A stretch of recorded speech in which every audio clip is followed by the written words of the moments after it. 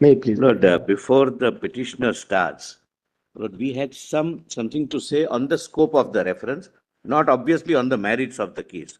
Lord, I have already circulated, my Lord, my note on that. And, my Lord, all on this side, my Lord, are ad item, my Lord, to persuade your Lordships. Lord, the last point first. In our understanding, I'm sorry, my Lord, my apology.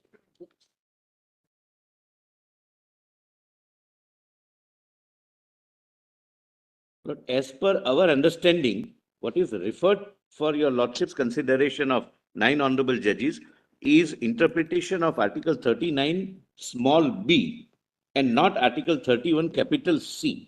And, my Lord, these are, my Lord, the broad grounds, my Lord. I'm just. But 31C, even that issue of revival will arise, right? Because that is. It will not arise, my Lord. That's what, my Lord, I would wish to, my Lord, point out.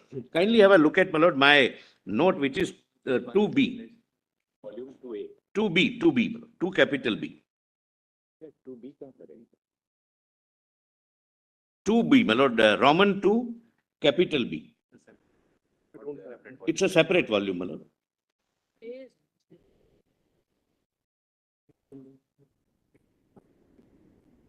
Sent yesterday. It was sent yesterday, my Lord. 2B, my Lords.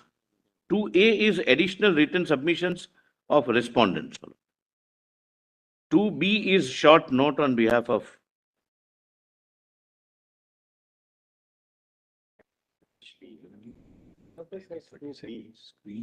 Lord, the file name is short note on behalf of SG. Lord, that's.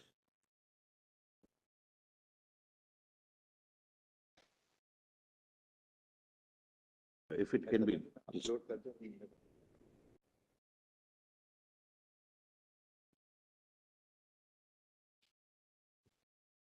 I'm not going to read the entire note, my Lord, whatever is relevant. It's there in the link also. What is the link? You have it, Samir. It's in the convenience compilation also. The link that we've sent, Huh. it's been added in that. Yes, sir.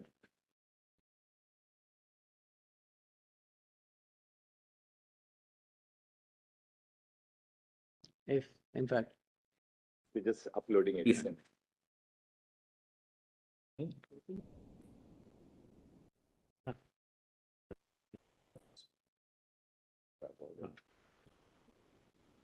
So on a lighter vein, on this side, you are trying to make our task easier by saying that there's only one issue and not. Well, that's how, my Lord, our understanding of, my Lord, the chronology is.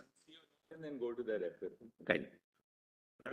That's the referring order also, if your Lordship looks at it. It's only the issue referred is that If the material resources of the community, whether they include private property or not. fact, if the learned solicitor permits, let us. That issue will arise That's right. if we come to the conclusion that 31C is Right. revived. Right. Right? Because That's what a 31C, separate, just look at I'm it saying this way. your Lordship is right.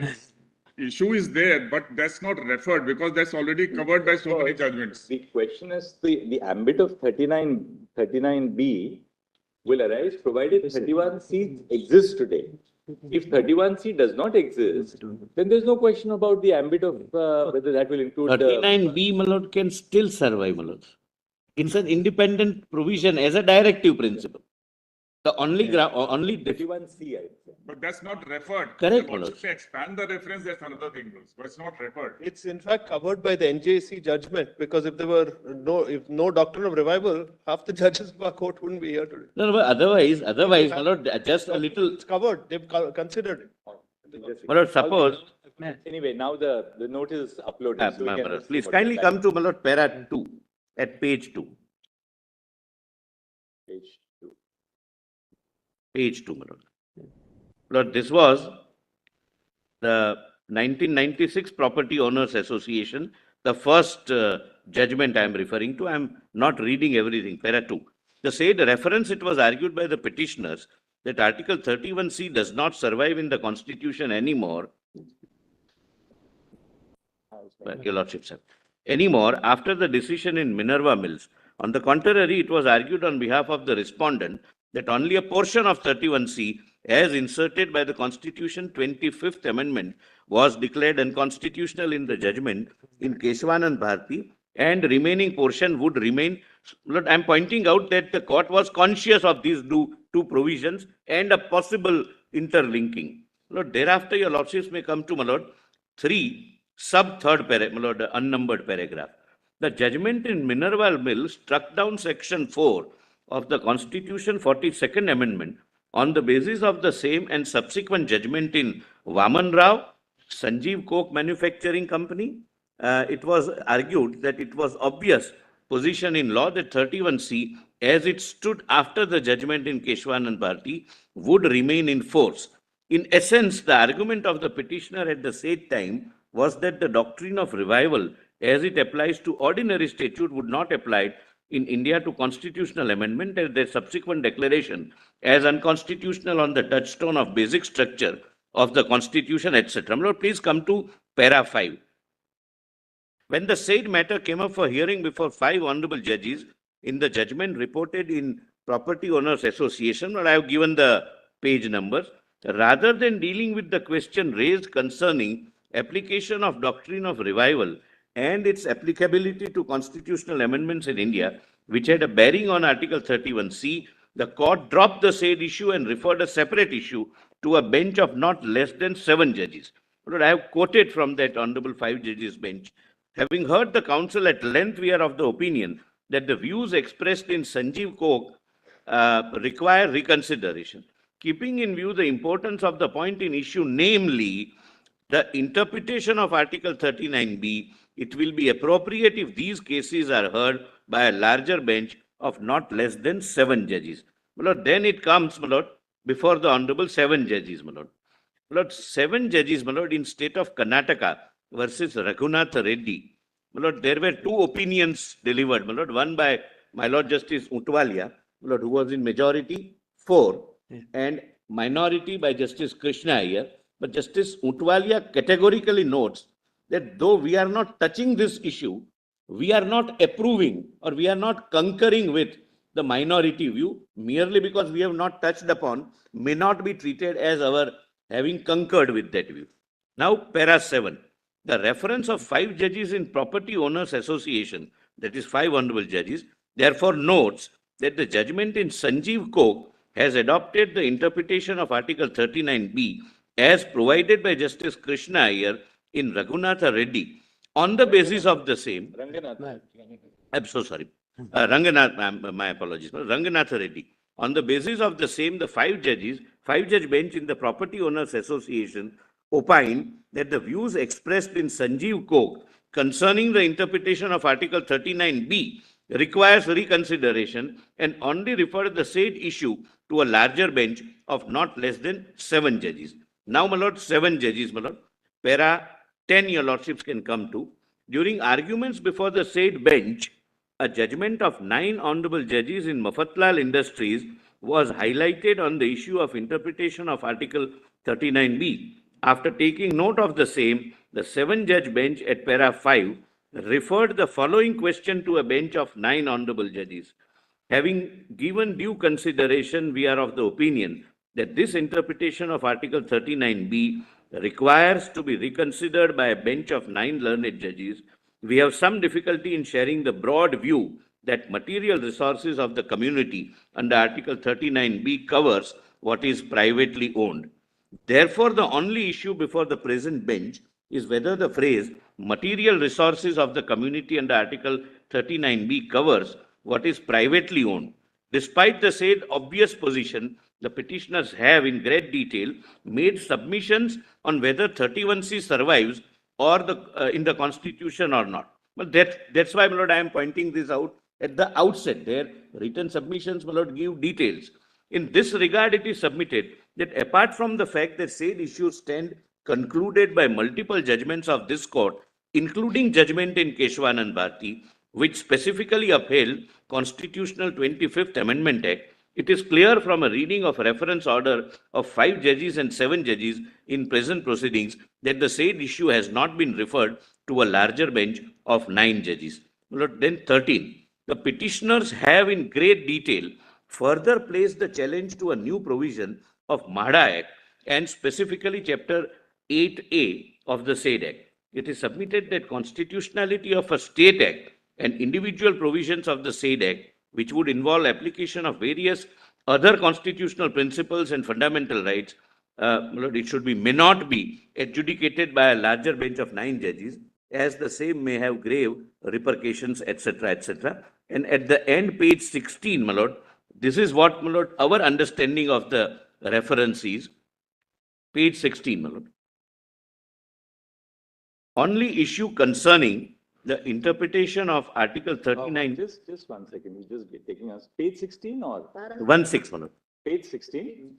Page 16. 16, my lord. Page 16 is our understanding, my lord, of the reference, my lord. Therefore, it is submitted. Therefore, it is submitted that only issue concerning the interpretation of Article 39B and whether the phrase material resources of the community includes private property or not has been referred to the present bench of 9 learned judges. The interpretation of Article 31C or its revival or non-revival has not been referred, and the validity of this act is, my lord, not referred, my lord, because I believe Bengal also has a similar act and they are also here. Intervention by Bengal. So they would also, we will be supporting on. Mr. Solicitor, let's go in the reverse way. We'll tread the path of least resistance. Insofar as C is concerned, where you say don't decide the validity of the MADA Act in a combination of 9, that there may be some substance in what you say, subject to hearing the other side, of course, that will turn upon, analyzing the individual provisions, looking at the impact of various decisions, and ordinarily that's always left to the regular bench. Regular benches. That's one aspect. Now, coming to B, we see that. Would your lordships like to read the reference order, my lord? The reference order immediately. But according to you, look, the fact that 31C, the principle that 31C in its original form stands revived as upheld in the 25th Amendment, upheld in Keshwananda. That is now, according to you, that has been the position in our law. Don't unsettle it, because you want 31C to remain there as a government. Obviously, we understand why. Otherwise, also, my lord, kindly take it absolutely logically without going into the merits. Suppose someday, after 40 years, some mad parliament deletes part 3. Because if we come to the conclusion, No, that 31C does not stand revived, then of course that will affect the whole lot of legislation. My lord, suppose I am giving a very extreme example. My lord, suppose some parliament, in its wisdom or lack of it, deletes part 3, the deletion comes before your lordships. Your lordships sets aside the amending act. Would there be a vacuum? The answer is no. The fundamental rights will come back. The part 3 will come back. It's as simple. But kindly That's come the to point to be considered. Right. yes, sir. That's it. Lord, volume 5. If I may Lord, volume submit, 5, the reference order. Can Let- you do this? if I- Now, let's hand it over to Mr. Parekh. No, only- You've got your point. Let him read the reference order and then tell us Lordship, whether both these absolutely. issues Let arise. me or not. just place what the issue is, what are the reference orders, how it comes You've here. got your point now, Lordship. but let's not preempt his argument. He can make that argument. Once he makes an argument on the scope of the reference, we feel that we should allow you at that stage to respond to him. We'll call upon you Certainly. briefly. Certainly. What is sought to be suggested additionally is that if this court were to hold that 39B is confined to only natural resources and not to any other resource, then the 31C argument may not be necessary. No, So unless if- the court crosses this. No. If the contrary is held, Yeah. then Our court has said that, well, 39B would not appear to cover private property, where the material resources of the community would extend to private property or otherwise. tentatively, my lord, reference does similar. That's right. We are not able to subscribe to that view. That's what my lord is saying. But let's hear Mr. Parekh, so let him open and then we'll get back to you. Certainly. Lordship, Yes. I'm grateful. In fact, State of Maharashtra first filed detailed submissions on all the issues, then Advisor Council probably prevailed. They've withdrawn that and now filed this note. Lordship.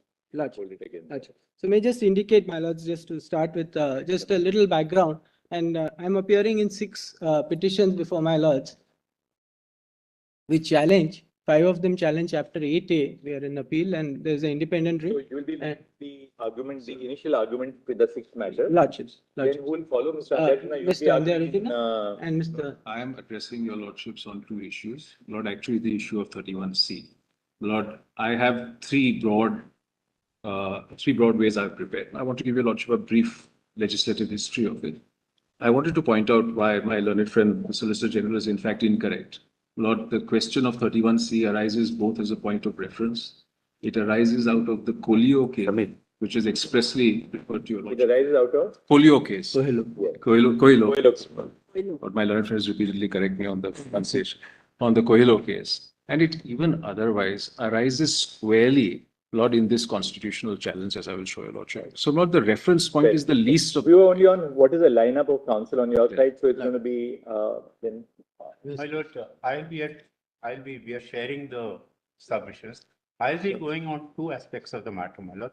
The first aspect of the matter is, can they at all seek the protection of 39C in view of the proviso to 39C? All right. I'll be arguing. Right Those now, are the let points Mr. which Parekh I'm- start. We just want to know who are the counsels. Yeah. We know about We are- time and everything. So Yes, that- just so that it's clear to your lordship also, Lord, Mr. Parekh's, Lord, is giving the opening remarks.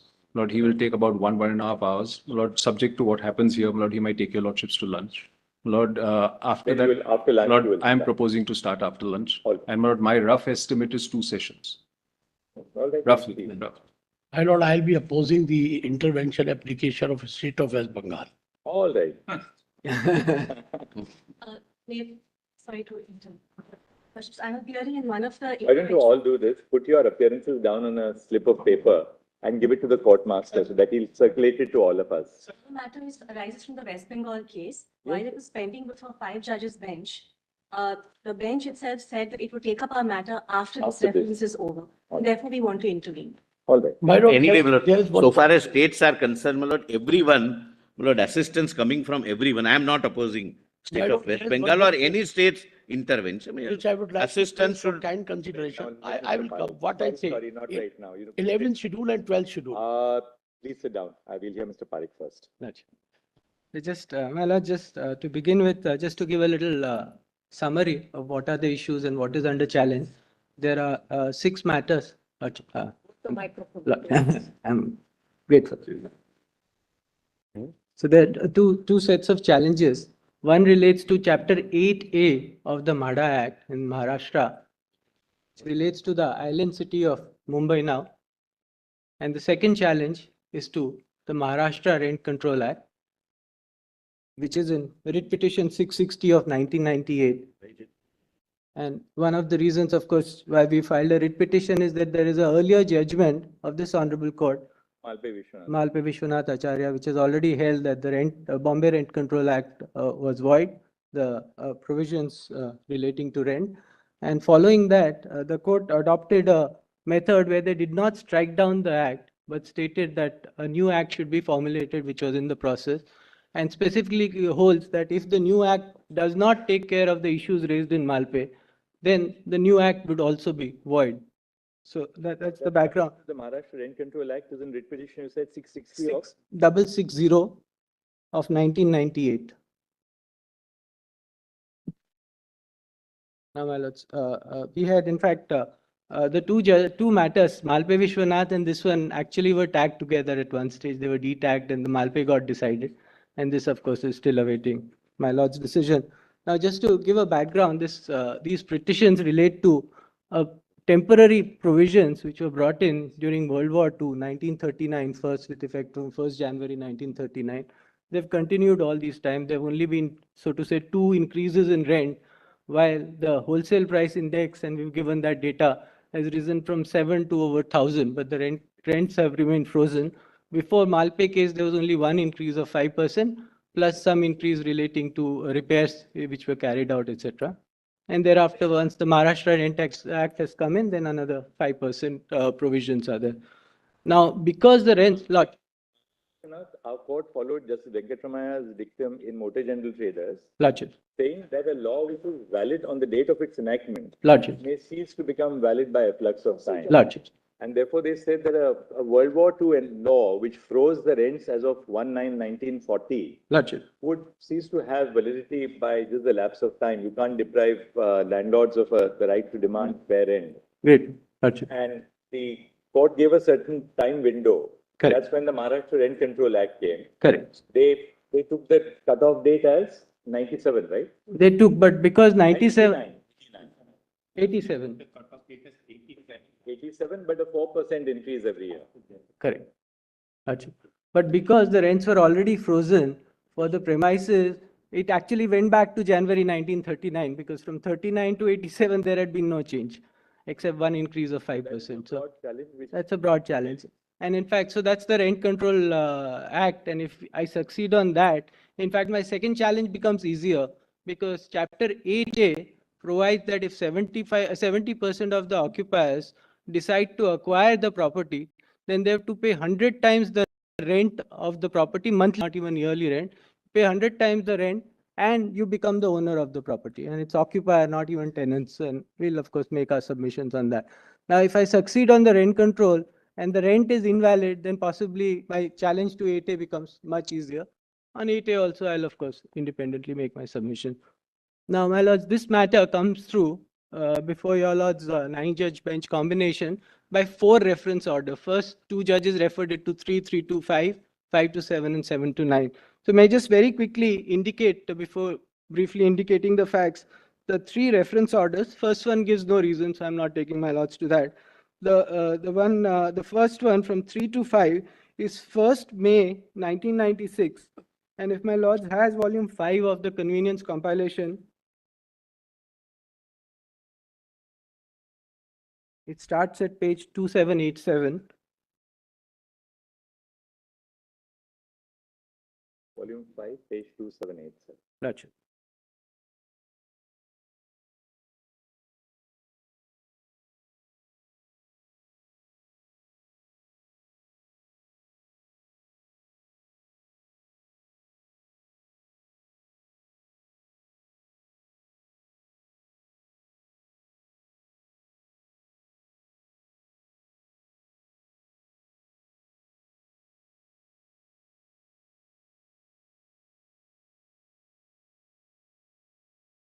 (1996). 4 SCC, page 49. So the volume 5, page 2787. Gotcha.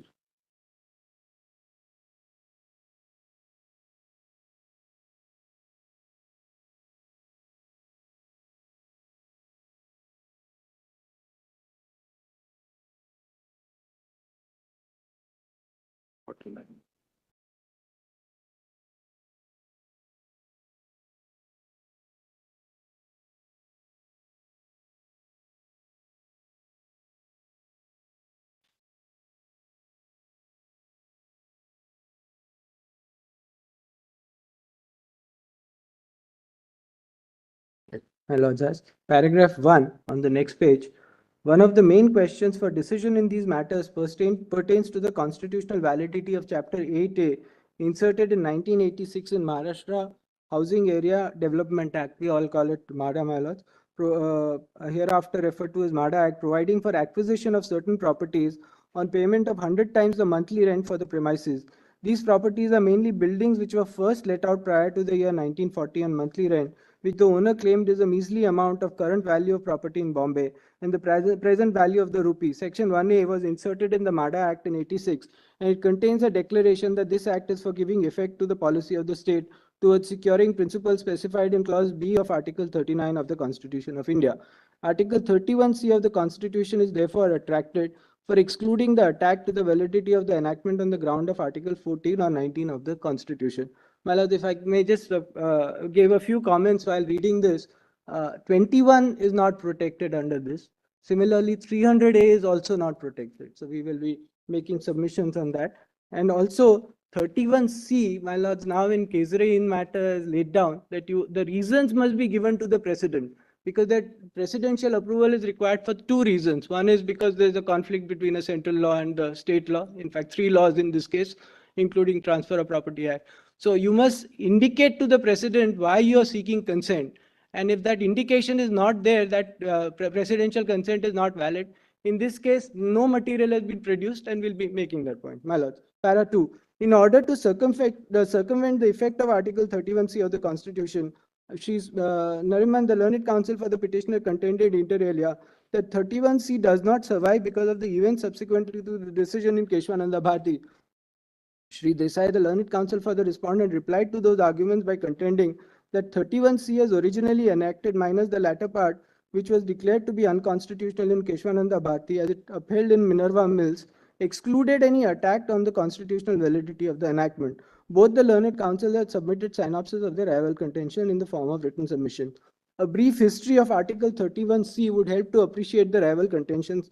Article 31C, as originally enacted, was inserted in the Constitution with effect from 20th April to 1972 by Section 3 of the Constitution, 25th Amendment Act 1971. The constitutional validity of Article 31C was examined in Keshwananda Bharti, which was decided on 24/4/1973. At page 1001 of SCR, the conclusion of the majority opinion are summarized, wherein conclusion number 5 is the second part of Article 31C, namely, and no law containing a declaration that it is for giving effect to such policy shall be called in question in any court on the ground that it does not give effect to such policy was declared to be invalid, while the rest of Article 31C was upheld as valid.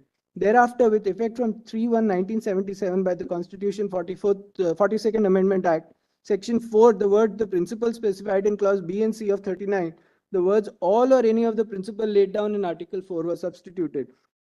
Then on 15/5/1978 was introduced in Parliament, wherein clause 8 was to amend Article 31C to restore it to the position prior to the amendment by the Constitution 42nd Amendment, in the form as it stood as a result of the decision in Keshwananda Bharti. However, clause 8 of the bill was dropped after debate in Parliament, and this attempt of the Parliament was abortive. Then came the decision in Minerva Mills. The operative part of the order in Minerva Mills was pronounced on 9/5/1980, and the reason for the same were pronounced on 31/7/80, the basis of which decision in respect of 31C was rendered in Minerva Mills as is indicated in para 24. The next question which we have to consider is whether the amendment made by Section 4 of 42, amendment to Article 37(1) of the Constitution, is valid. Mr. Palkiwala did not challenge the validity of the unamended Article 31C, and indeed that could not be done. The amended Article 31C forms the subject matter of a separate proceeding, and we have indicated therein that it is constitutionally valid to the extent it was upheld in Keshwananda Bharti. In Minerva Mills, Section 4 of the Constitution 42nd Amendment Act was held to be invalid, and decision was rendered on the basis that 31C continued in the form in which it existed as a result of the decision of Keshwananda Bharti. The next decision in Vaman Rao, wherein the operative order was pronounced on 9/5/1980 and the reasons were pronounced on 13 November 80, these are reported in 1980 so and so. In Vaman Rao, also Minerva Mills, it was assumed that 31C as it stood prior to its amendment by the Constitution 42nd Amendment as a result of the decision in Keshwananda Bharti stood revived. The decision in Sanjeev Cook, Sanjeev Cook versus Bharat Cooking Coal. Even though in Sanjeev Cook there is criticism of the majority opinion in Minerva Mills, an expression of broad agreement with the view of Bhagwati J as he then was, in that decision, the judgment proceeds on the basis that 31C stood revived. If I may turn to the next paragraph and come to just the last 2-3 lines, if my lords permit, or should let me just read the whole paragraph. One of the submission of Sri Nariman is that the doctrine of revival, as it applies to ordinary statute, has not been applied in India to constitutional amendments. On this basis, he contended that clause 8 of the bill, 88 of 78, which was to revive 31C as it stood as a result of Keshwananda Bharti, having been dropped in Parliament, 31C as it stood as a result of Keshwananda Bharti, did not stand revived when the amendment was made to the Constitution 42nd Amendment 1976, with effect from 3rd January 77, was later struck down. He contended that the decision in Minerva Mills proceeded on the basis of a concession made by Mr. Palkiwala and on an assumption that 31C as it survived as a result of Keshwananda Bharti stood revived after subsequent events. He submitted that that is not the decision in Minerva Mills, since the question neither arose nor was it the decision therein, and decision in Vaman Rao and Sanjeev Cook also proceeded on the same basis. He contended that 31C does not therefore survive in the Constitution, and benefit thereof is not available to exclude the attack to the validity of MADA Act on the ground of 14 and 19 of the Constitution. Several other arguments were advanced by Sri Nariman related to his contention. Mr. Nariman also referred to the word Constitution shall stand amended in accordance with terms of the Bill 368(2) to support this contention. Sri Nariman also contended with reference to certain decision that such a question relating to a provision in the Constitution cannot be bypassed on the principle of stare decisis. Sri Ashok Desai, on the other hand, contended that the matter stand concluded by the decisions of Minerva Mills, Vaman Rao and Sanjeev Cook, wherein the revival of 31C as it stood as a result of Keshwananda Bharti was not even disputed, because that is obvious position in law. He also contended that there is nothing in 368(2) to support the contention of Shri Nariman.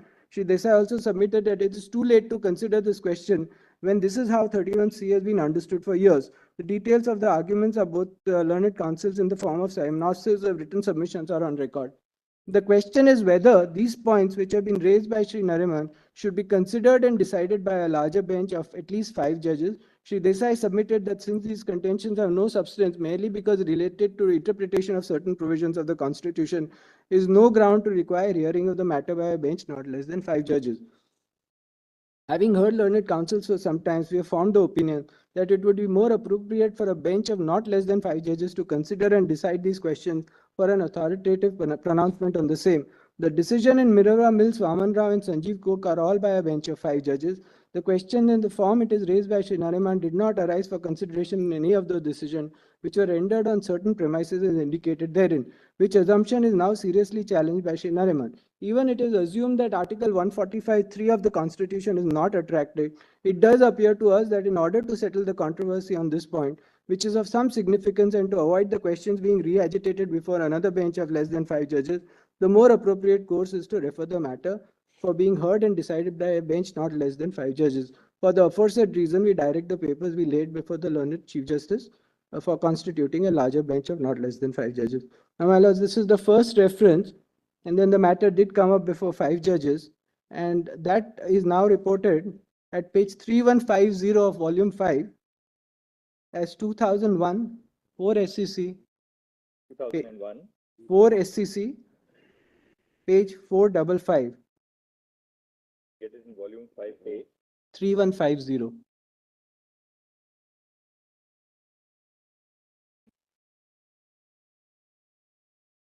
Again, a short order of 2 pages. I can just quickly read them.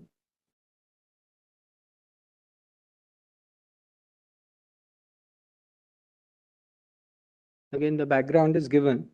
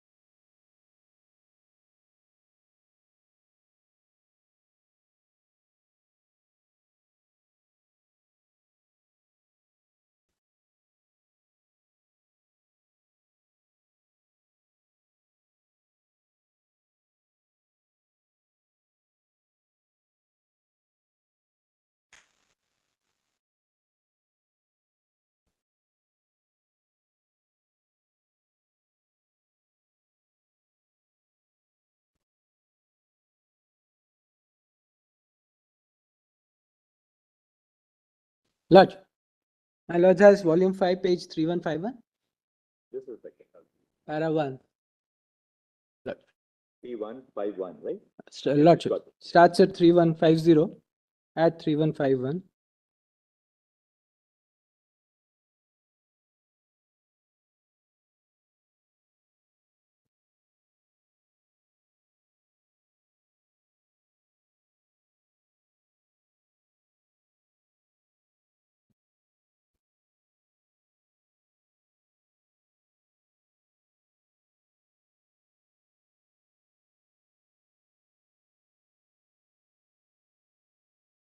Yeah. Gotcha. In these cases, the main challenge is to the constitutional validity of Chapter 8A, which was inserted in 1986 in the MADA Act in 1976, which inter alia provided for the acquisition of certain properties and payment of 100 times the monthly rent for the premises. By the said amendment, Section 1A was also inserted in the Act and contains a declaration that Act is for giving effect to the policy of the state towards securing the principles specified in Clause B of Article 39 of the Constitution of India. In view of Article 31C of the Constitution, the contention of the state was that the validity of any part of the statute on the ground that it violated Article 14 or 19 of the Constitution was not permissible. The case was heard by a bench of 3 judges. At that time, on behalf of the appellant, a contention was sought to be raised inter alia to the effect that 31C did not survive because of the events subsequent to decision in Keshwananda Bharti case. It was also submitted before the bench that the doctrine of revival as it applied to ordinary statutes did not apply to the constitutional amendment, and when a part of the 42nd Amendment which amended 31C had been held to be invalid, it did not result in the automatic revival of the unamended 31C. In view of the aforesaid contention which was raised by the order of 1596 reported in so-and-so, the matter was referred to a larger bench of not less than 5 judges. We heard the counsel and led on various issues which arise in these cases. One of the points which arises for consideration relates to interpretation of 39B of the Constitution. In state of Karnataka versus Ranganath Reddy, validity of the Karnataka Contract Carriage Acquisition Act 76 was challenged, and the question which arose was whether the state government could acquire and then transfer countersigned portion of the interstate permits to Road Transport Corporation. 2 judgments were delivered. In that case, Justice Krishna Iyer J. for himself and 2 other learned judges, while concurring with the decision in Utwalia J, with whom 3 other judges agreed, interpreted 39B of the Constitution and then came to the conclusion that the Act had direct nexus with 39B, and by virtue of Article 31C, its validity could not be challenged on the ground of it being violative of Article 14, 19(1)(f) of the Constitution. Utwalia J in this judgment observed that we do not consider necessary to express any opinion with reference to Article 31C read with Clause B and C of Article 39 of the Constitution. Our learned brother Krishna Iyer J has prepared a separate judgment specially dealing with this point. We must not be understood to agree with all that he has said in his judgment in this regard. The need to interpret 39B again arose in Sanjeev Coke versus Bharat Coking Coal. While upholding the validity of coking coal mines, Nationalization Act 1972, the two other connected enactment, the Constitution Bench adopted the interpretation of Article 39B as enunciated by Krishna Iyer J in the Ranganath Reddy case. This interpretation has also been followed by a division bench of this court in state of Maharashtra versus Basantibai Mohanlal Khetan.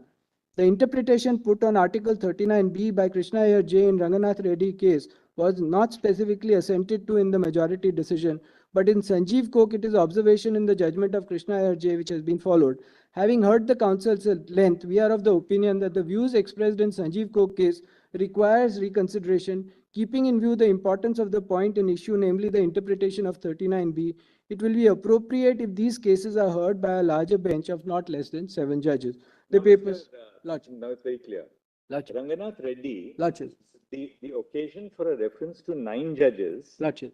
arises because Ranganath Reddy was a decision of a bench of 7 judges. Lachit. You had the majority judgment of Justice Untwalia, Correct. concurred in with on behalf of 3 other judges, that makes it 4. Lachit. And Justice Krishna Iyer, With. concurred in with by 2, so With. that makes it 3. Lachit. The majority judgment says that there are certain issues which have been dwelt with on by Justice Krishna Iyer on Correct. the interpretation of 39B and C. Lachit. We should not be read as having accepted his interpretation. Lachit. Justice Krishna Iyer had specifically held that material resources of the community will also include private property, Lachit. right? So 4 judges said we are not expressing any view on what has been held by Justice Krishna Iyer. Correct. Therefore, the occasion for a reference to 9 Correct. arose because clearly the views in Sanjeev Coke, which follows Ranganath Reddy, Correct. is something that this bench of 5 judges doesn't agree with. Correct. But they had to refer it to 9 for the reason that Ranganath Reddy Or 7. is 7. Lachit. And in Ranganath Reddy, though it's a view of the minority on the Lachit. interpretation of 39B, Lachit. that is something that has been followed in Sanjeev Coke. So Absolutely. if you look at this now, it's very Correct. clear Lachit. that the ambit of the reference to 9 judges is squarely only on the content of 39B. Lachit. So, Lachit is 31. right, but there is something more that happens which I'll just indicate. Whether 31C continues to subsist or not, Lachit. or whether it has been revived, is not Lachit. something which has been referred to us at all. Lachit, I'll indicate there is one more reference order, and I'll just indicate it also refers to IR Coelho, which was then pending before 9 So let's judges. see that. I'll just indicate, my lord. So my lords may have the final. So this one is laid before 7 judges.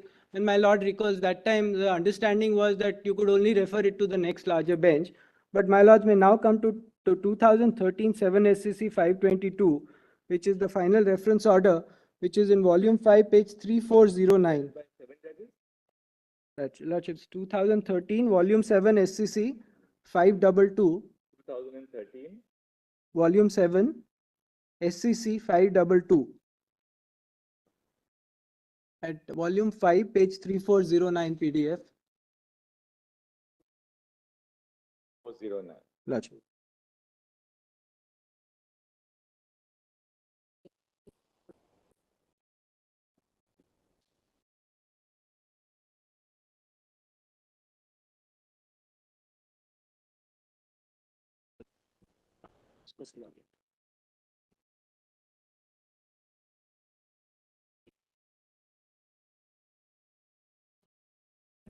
My lord.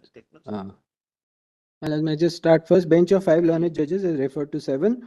Put shortly, the question is as to the interpretation of 39B of the Constitution, which speaks of the distribution for the public goods of ownership and control of material resources of the community. In state of Karnataka versus Ranganath Reddy, 2 judgments were delivered.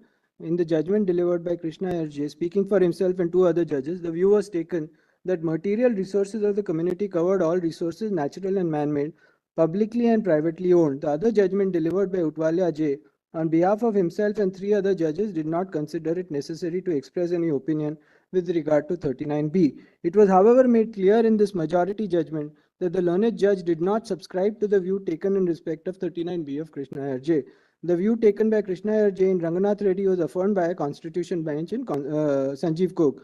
Now, in the course of the arguments before us, the learned Solicitor General for Union of India and the state of Maharashtra has drawn our attention to the judgment of a bench of 9 learned judges in Mafatlal. Speaking for himself and 4 other judges, Jeevan Reddy J said that material resources of the community are not confined to public resources, but include all resources, natural and man-made, public and private, owned, is repeatedly affirmed by this court. Now, my lords, of course, we'll make our detailed submission, but this issue never arose in Mafatlal, where the question was of unjust enrichment, whether taxes, if they are held to be void, how do you return the term? Lordship. So, Question of refund. Lordship, absolutely. So 39B did not arise at all. 65 read with 39. Paid or not on that. So this issue never arose. These were just observations, and we will be submitting this was obiter, but be that as may I continue. And reference was made to the case of Ranganath Reddy, Sanjeev Kok and State of Tamil Nadu, L. Abu Kavur Bhai. Having given due consideration, we are of the opinion that this interpretation of Article 39B requires to be reconsidered by a bench of 9 learned judges. We have some difficulty in sharing the broad view that material resources of the community under 39B covers what is privately owned. Now, my lords, next paragraph is important. Given that there is some similarity in the issue here involved and in IR Coelho versus State of Tamil Nadu, which already stands referred to a larger bench, preferably of 9 judges, we are of the view that these matters should be heard by a bench of 9 learned judges immediately following the hearing IR Coelho. Now, I have to indicate this. Coelho has nothing to do with 39B. The issue there was, even though it's been put in the 9th schedule, are 14, 19 and 21 available to the extent they affect the basic structure. And there are observations there which my lords may consider in this matter also on 31C also, which says even though you put it in the 9th schedule, the trinity of rights under 14, 19, 21 can still be taken for the purposes of challenging a particular law, a specific law. So there, of course, there was a constitutional amendment to add it to the 9th schedule. Here, despite 31C has no such provision, there are observations in Coelho which says that I can still challenge, and therefore we'll be pressing that point also. That despite the fact, even if my lords holds that 31C survives, that it's protected by 39B, my right to challenge under the trinity of 14, 19, 21 still survives, which is what Coelho has said. So we'll make that good. Deshwananda Bharati. Lordship. Deshwananda Bharati, they affirmed whatever was there prior to the judgment of. Lordship. Incidentally, it is tomorrow, 24th of April, 73. But anything thereafter has to meet the challenge. Absolutely, I'm grateful. But therefore, my lords have thereafter held that even acts and statutes, not just constitutional amendment, cannot be violative of the basic structure, and point out there are 2 direct judgments that even acts on the standalone basis can be challenged on the ground that they violate the basic structure. And Coelho, now 9 judges of my lord's court, have upheld the same. Now, there are observations that 31C also this will apply in Coelho itself, but that issue did not squarely arise here, there. But if you now look at the last 2 orders which you have shown us, Lordship. 7 judge, Lordship. and then of 5, Lordship. the 2 orders really dwell on 39B. Lordship. There is really no reference to 31C. Lordship. Or nor is that point specifically referred to the bench. Except in para 6, insofar as they say await Coelho. So Coelho would then be that are those rights available? Because they probably wanted to await Coelho because another 9 judges. Coelho must have been, my lord, on the anvil of being listed. It has some impact On the anvil of being listed. But that appears to be. No, I was also appearing in Coelho. It was not on the anvil of being listed. But we pointed out that the same issue arises there in the context of 31B. That even if you put that act in the 9th schedule, you can still challenge it on the ground of violation of the basic structure. And that's the issue we raise here also, that even if it's protected by 31C and we fail in all our other contention, it is still open, and that's the short issue we want your lordships to consider. So why does a bench of 9 have to consider that issue? Because, in fact, the Coelho reference order explains that, but Coelho, as 9-judge bench, decided this issue for 31B. So we'll indicate, my lords, as we Very tenuous. it is to that limited extent, yes. But my lords, we are, just give me a moment. I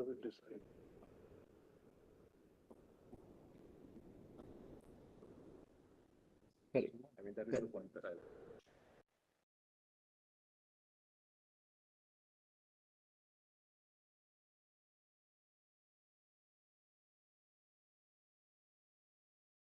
The 3 ways we also discussed that. May I just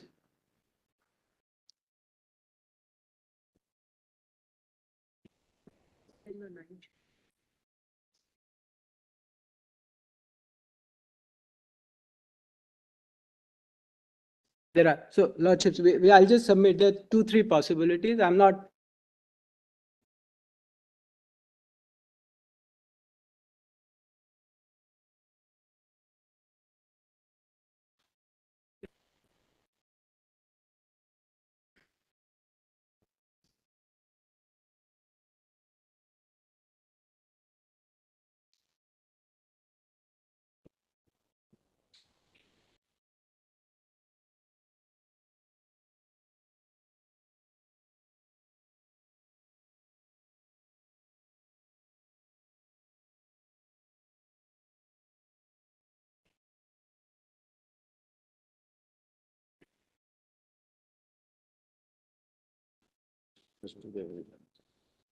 Lordship, so I may just, this is what we consider, my lord. I'll just place it before you, and then you may consider as you, my lords, may. The ambit of the reference. Lordships, I'll do that. But we thought there were three possibilities that arise in this case. Yes. The two judgments, Sanjeev Kok and Abu Kawur Bai, are 5 judges. Ranganath is 7 judges. But Minerva, the Mafatlal judgment is 9 honorable judges. Now, if my lords either can hold that Mafatlal is arbiter, then it's open to my lords to decide this issue. Otherwise, my lords may have to consider whether it has to go higher to a 11-judge bench. In case my lords is not in, doesn't hold that Mafatlal was arbiter and it's clearly arbiter, we'll try to make that good. In which case, it's open to my lords to decide this matter. Is our first submission.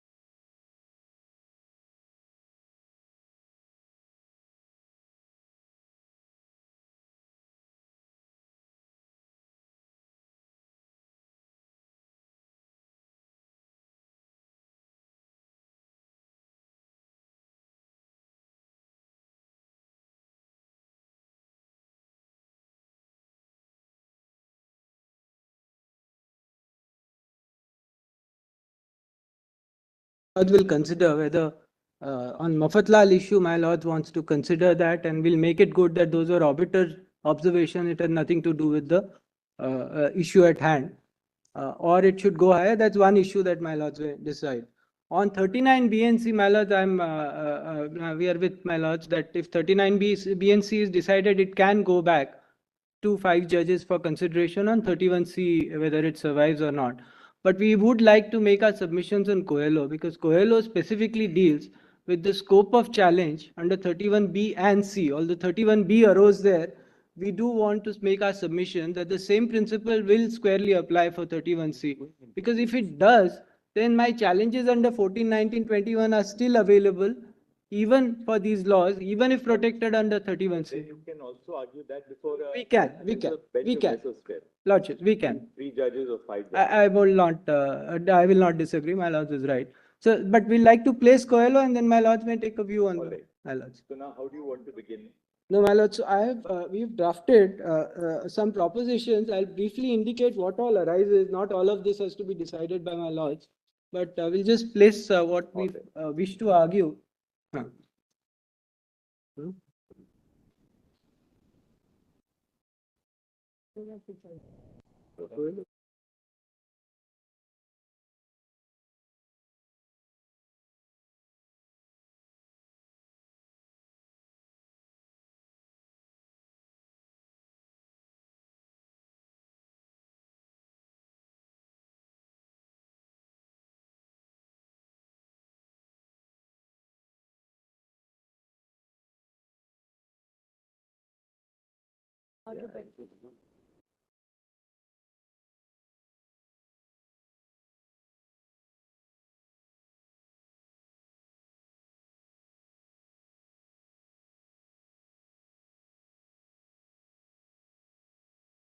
Fixing those issues, and then if my lords permits, I'm proposing to read the Malpe judgment and then hand it to my colleague, Mr. Anjarujina. So these are the two aspects. So may I just indicate these are the issues that we feel arise. Most of them, of course, will not be have to be considered by this bench, but I wanted to place these on before my lords. The first is whether Article 31C of the Constitution of India survives after the judgment of this Honorable Court in Minerva Mills in so and so, striking down Section 4 of the 42nd Amendment Act. Now, whether Chapter 8A of MADA has received the assent of the President of India as required under the provision of 31C and as decided by the judgment of this Honorable Court in Kesre, that is, reasons were given, etc., and they did not produce that. Whether the onus of proving that the assent of the President was in compliance with Kesre is on the state and whether they have discharged the burden. Now, that again squarely arises from the pleading, but we'll make submissions on that. Now, whether the material expression material resource of the community occurring in 39B of the Constitution would include private properties, and whether Chapter 8A of MADA subserves the purpose of 39B and is for public good. So one, because 39B has two parts, material resources for public good. So we are submitting on both. Now, whether Chapter 8A of MADA and Maharashtra Rent Act can be challenged under Article 14, 19 and 21 of the Constitution of India in light of IR Coelho versus State of Tamil Nadu, even if Article 31C survives. Then 7, whether MADA and Maharashtra Rent Act are invalid, being contrary to 21 of the Constitution of India. Now on that we are again, I'm just indicating the point, 21 is not protected, 31C is only for 14, 19. 21 is right to life, and there are reports of the respondents themselves, their committees, which say that there are a lot of landlords who are poor. Not all landlords are rich and not all tenants are poor. A lot of landlords have put in their hard-earned income in building a house, and they're not even able to survive. All their reports, we place them on record, is what we'll be arguing. Drive down Marine Drive, right, in Mumbai. Lordship. And you see all those buildings, the Art Deco buildings. They're most of them are tenanted. Lordships, all of them, in fact. All of them. All of them, in fact.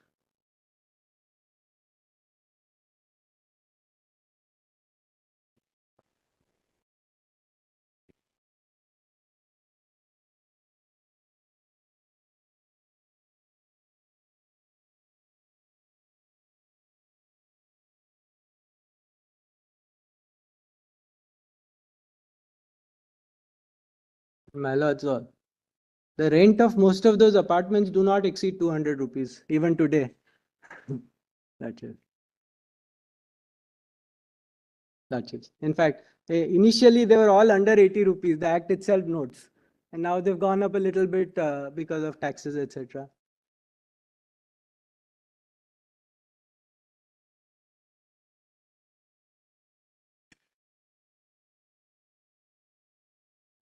Property is relatable to the annual letting value. No, no. There's some amount of compensation they allowed us, that's all, out of the taxes. But we are bearing the tax also, which they are not paying. The tenants are not even paying the tax that has gone up from time to time. And again, their report says that we are paying out of pocket. Most of us are in the negative. Issue 4, 15 and 16. Lordship. 4 you have said. Lordship. Whether the expression material resource of the community occurring in 39B Lordship. would include private property. Lordship. 15, whether the observations in para 86 of Mafatlal is obiter dictum and not binding. Lordship. And 16, whether the judgment in Sanjeev Cove could have upheld the certain observations made in the concurring view, that is, you are referring to Ranganath Reddy, about Article 39B of the Constitution, with which the majority opinion expressly did not agree in state of Karnataka versus Ranganath Reddy. Lordship. Lordship, so we have no difficulty, but we like to place Coelho judgment before my lords takes a final view. That's all I'm saying. What else, Mr. Lordship, may I just indicate what are the other issues very quickly? 8 and 9 relate to Article 300A. This is also a development after the last referent order. In clay tea plantation now, if you take acquire property, it must be for public purposes, and the compensation cannot be illusory. So on this ground also we are submitting that we are entitled to succeed. So may I skip that. 11 is again the Coelho point that I can challenge under. Then 12, whether Maharashtra Rent Act is on the face of this Honorable Court judgment in Malve Vishwanath void and is liable to be struck down. That's the argument that if the standard rent provisions go because of the prospective judgment, then MADA itself will go in as a consequence. Then whether Maharashtra Rent Act, that's the writ petition 660, again can go to a smaller bench. Whether Maharashtra Rent Act takes away the basis of Malpe Vishwanath Acharya, then 14 is void, chapter 8A. Then my lords has already seen 15, 16. Then 17, whether chapter 8A of MADA can at all be treated as a law of public good or in the nature of land reform, or are per se illegal and violative of the basic structure of the Constitution of India as it purports to transfer property from one private person to another private person. Then whether there is any evidence to show that all landlords are wealthy and tenants are all poor. Then whether in view of report of 12th Law Commission finding that not all landlords, again it's a factual, whether the property is purchased through hard work of property owners and or their predecessors can be treated as estates like Jagirdari, Inamdari, Zamindari system which can be redistributed. Then whether chapter 8A was enacted merely as a misconceived attempt to deal with their own wrongs including inter alia freezing of rents, failure to build adequate housing, as also prevent disabling the landlord from maintaining the tenanted premises while failing to maintain the same themselves. So my lord, these are not all the issues we are submitting before my lord. My lords, with that, I'll only point out one judgment, which is the Malpe judgment, where my lords has already dealt with the rent act, and then I'll request Mr. Ranganath to take over on 31. No, you're taking 31C, right? Sorry, Lordship. Now, my lords may just have Arguing 39B though.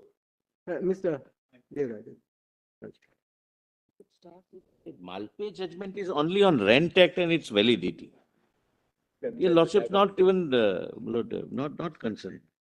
It not be convenient if we begin with the argument on 39B. Lordship, we can do. Lordship, we can do that. Of course, we'll not prevent anyone to argue the other 31C No difficulty. argument also. No difficulty. Then would my lords want, I was only pointing out Malpe for a few facts. I can just point out those dates and then that's all I want to do. A few dates so that the rest of the submissions will make more sense in light of that. What's the relevance of Malpe? All right, what some dates you want to give us? Just dates, a few dates I'll point out. Okay, just give us those dates. We just at least take them down so that we... Lordship, they're not more than 8-10 dates, so I'll just indicate.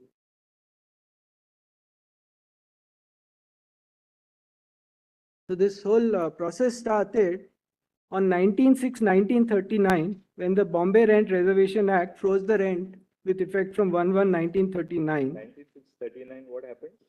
19/6/1939, the Bombay Rent Reservation Act came. Rent Restriction Act came. This is the first law which froze the rent as on 1/1/1939. Froze the rent as of 1st January 1939.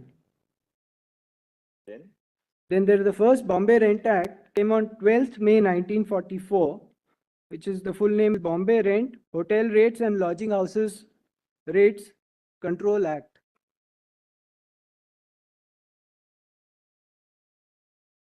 Then 13th February 1948 is the Rent Act, which was then considered in Malpe judgment. Bombay Rent Act was 12th May 1944, right? 12th May 1944 and then 13th February 1948. It was replaced by a new law. So we are concerned with 13th February 1948. Then my lord, MADA came again twice.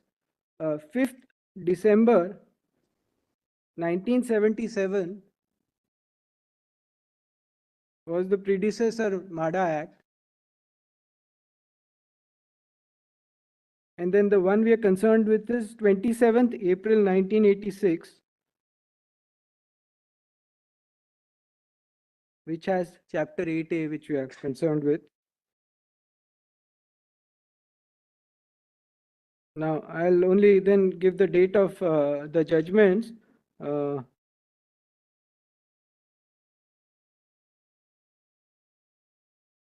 Then the judgment in Malpe Vishwanath Acharya is 19th December 1997. And my lords, the last date is 1st April 1998 is the Maharashtra Rent Act. My lords, Judgment is on? Malpe is 19th December 1997. And 1st April 1998 is the Maharashtra Rent Act. Just to give the broad dates so that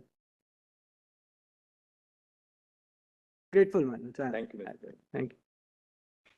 So, Parik, the last date, Maharashtra rent tax is 1st April, 1st April 1998, with effect from 1st April 1998. In fact, after Malpe came, they came out with notification, extended it twice. We filed this writ petition, then they brought the Maharashtra Act, and then they amended the writ petition. So the 1988 judgment is with Effect. regard to which rent act of Maharashtra? Maharashtra Rent Act of 1948, right? 1948. 1948. Large. Take up. You mean Malpe? Is it? Malpe. Malpe is about Just the take it. 1940. 48. Large.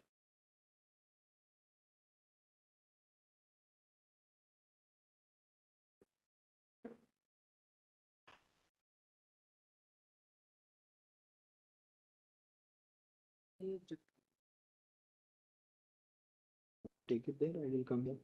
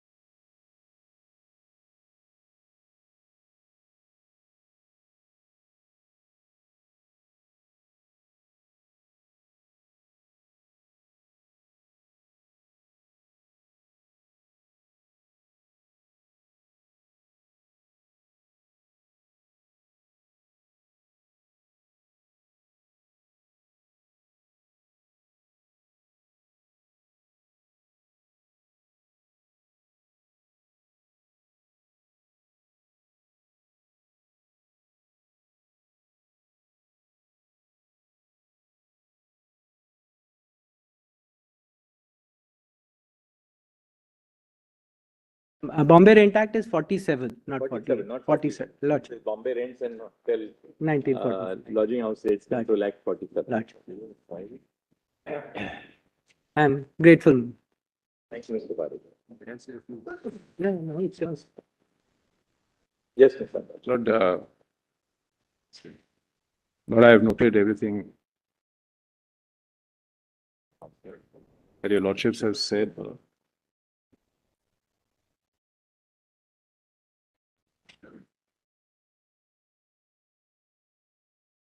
Lord, on 31C, my lord, I just wanted to say a few words with regard to Coelho, if your lordships permit. Sure. Lord, before your lordships take a decision on the reference, my lord. Lord, of course, my lord, whether your lordships decide to hear it now or whether your lordships refer it down, Lord, it will then go to a constitutional bench of 5 judges. Lord, is a matter for your lordships to entirely decide. Lord, your lordships have seen the reference, so Lord, I'm not going to read them again. And your lordships is of course right, is that the first reference from 3 to 5, Lord, notice the 31C issue, Lord, what I'm calling the dead letter issue about whether it has revived or whether it required validation. Lord, in the subsequent reference, in one sense, that was noted but not mentioned again. And undoubtedly, the reference to your lordships today arises out of the last order. Now, my lord, it's a matter of construction about how your lordships read that last order. And I quite appreciate, my lord, the Chief Justice's point that actually the reference is on the Mafatlal judgment and the 39B point. But, my lord, I wanted for your lordships to consider this. I'm not sure that, Lord, it has become clear in the order what exactly the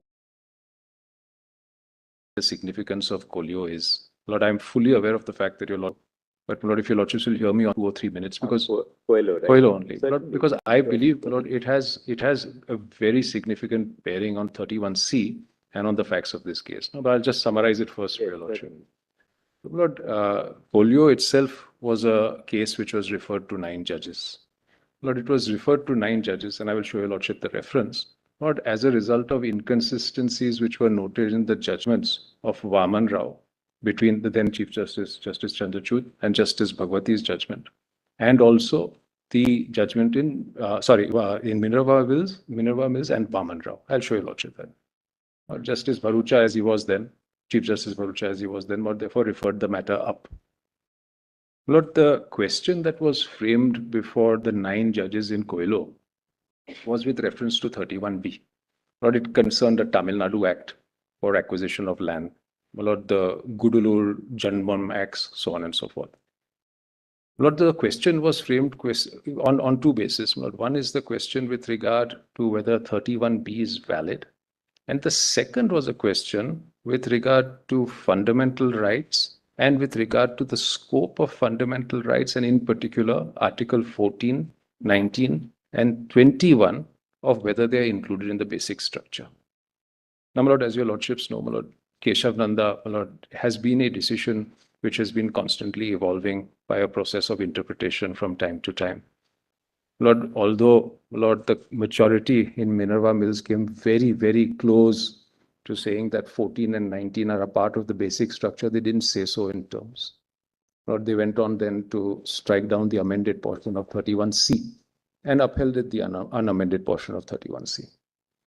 Lord, this question has now been squarely addressed, Lord, in the Coelho judgment. Lord, I'll come straight to the point, Lord. The Coelho judgment now entrenches, now there's a little bit of controversy, I'll come to that in a bit, but entrenches 14, 19, and 21 as part of the basic structure. Now, Lord, first to put the point a little simplistically, Lord, your lordships are fully aware of 31C. Lord, 31C is the safe harbor provision. Lord, in the event that 39B and C stand attracted, then there can be no challenge on the ground of 14 and 19. The lordships are also aware that originally there was 14, 19, and 31. Lord, when the right to property got deleted, Lord, that was also consequently deleted. Now, Lord, if 14 has been held now to be a part of the basic structure, the real question that arises in my respectful submission to your lordship is how effective the validity of Article 31C ruled upon in Keshav Nanda Bharti remains. And Lord, I'll just tell your lordship why I say this, Lord. But as your lordships are aware, Lord, in Keshav Nanda Bharti, Lord, 31C, the latter part was struck down, the declaratory part. The first part was, however, upheld. Lord, it was upheld, Lord, like everything about Keshav Nanda Bharti, Lord, in a fascinating way. Lord, 6 of the judges who believed in the unlimited power of the Constitution to amend, Lord, upheld it. Justice Khanna upheld it on a slightly different basis, drawing a parallel with 31A. Although, as we all know, that Justice Khanna, in fact, believed in the implied limitation and the basic structure theory.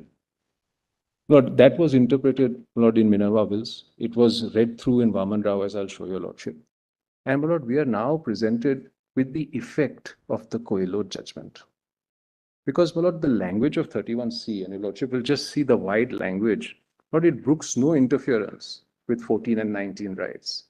So, Lord, So, well, and there's a lot to be said, my lord, with regard to how you will. Let's read the statute. Would your lordship mind, my lord? My lord, if your lordship will come to 31C. Statute, the provision, yes.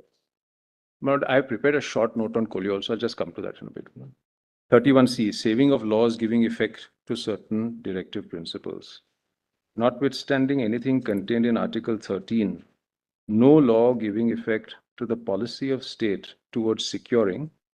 Now, my lord, this is the portion which was struck down in Minerva Mills, all or any of the principles laid down in 39(4). Therefore, your lordship will read it in the old language, which says in relation to 39B and 30. 37 in our book.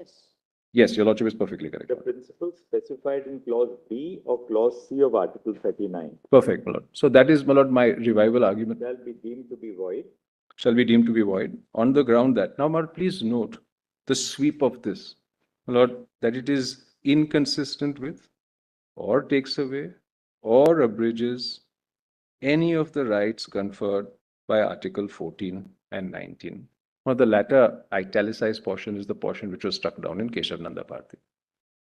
So, my lord, today, my lord, with the Coelho judgment, my lord, it is very difficult to understand what force remains in Article 31C.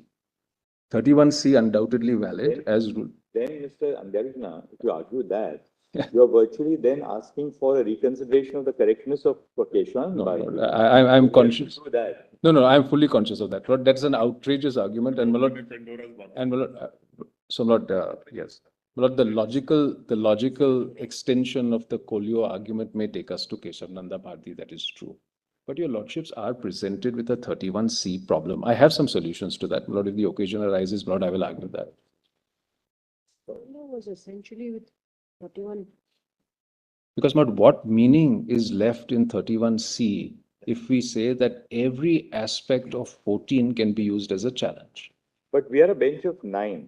We are bound by the principles which have been laid down in Keshwan and Bharati, which upholds 31C as it was originally enacted. Correct, sir. And as originally enacted, 31C gave, as you rightly said, it's a safe harbor provision in respect of a challenge to the laws giving effect to the directive principle contained in 39B and C on the ground that it violates Article 14 and 19 of the Constitution. Now, that has been upheld by a larger bench of 13, or by a bench of 13. By a bench of 13 judges. For us, that's now a dictum. I mean, that's a given, that 31C is valid. I accept that. Right? And therefore, there's no reason for us to go into the impact of Coelho on the correctness of the decision on Keshwan and Bharati. So, my lord, that is a very far-reaching proposition. Your lordships are right. And, my lord, against that suggestion, Lord, if at all I made it, my lord, is of course the Minerva Mills dicta, my lord, where actually they said that whatever be the case. These walls are witness to what happened after Keshwanan, when a review was assembled in this very court, and then abruptly it was discharged. We'll not forget that history of our court. We'll now allow Keshwan to rest where it is. No, long may it rest in peace, my lord, undoubtedly. My lord, so, Lord, not just rest in peace, but as a vibrant part of our discourse, isn't it, as it is today? Because once we open up the canvas, there'll be. Then we'll say that 6 judges are right. Continue to guide us. No, my lord, I don't say that. But just bear with me for a minute, my lord. Guide us. No, my lord, so the Minerva. But 31C in its original form, as upheld in Keshwan, we'll see Coelho for 5 minutes with you, no difficulty. No. We'll treat 31C as upheld in its original form by Keshwan and Bharati to be the position which binds a bench of 9 judges. And then we accept it, Lord, accept it, my lord. But may I just point out to your lordship, my lord, that Coelho presents a problem for your lordship, my lord, in this case, in this sense. Lord, what are we to do with Coelho if we accept the validity of Article 31C? Because, I mean, my lord, your lordship sees that it is quite obvious that 31C is now effectively emasculated as far as it comes up against 14 and 19.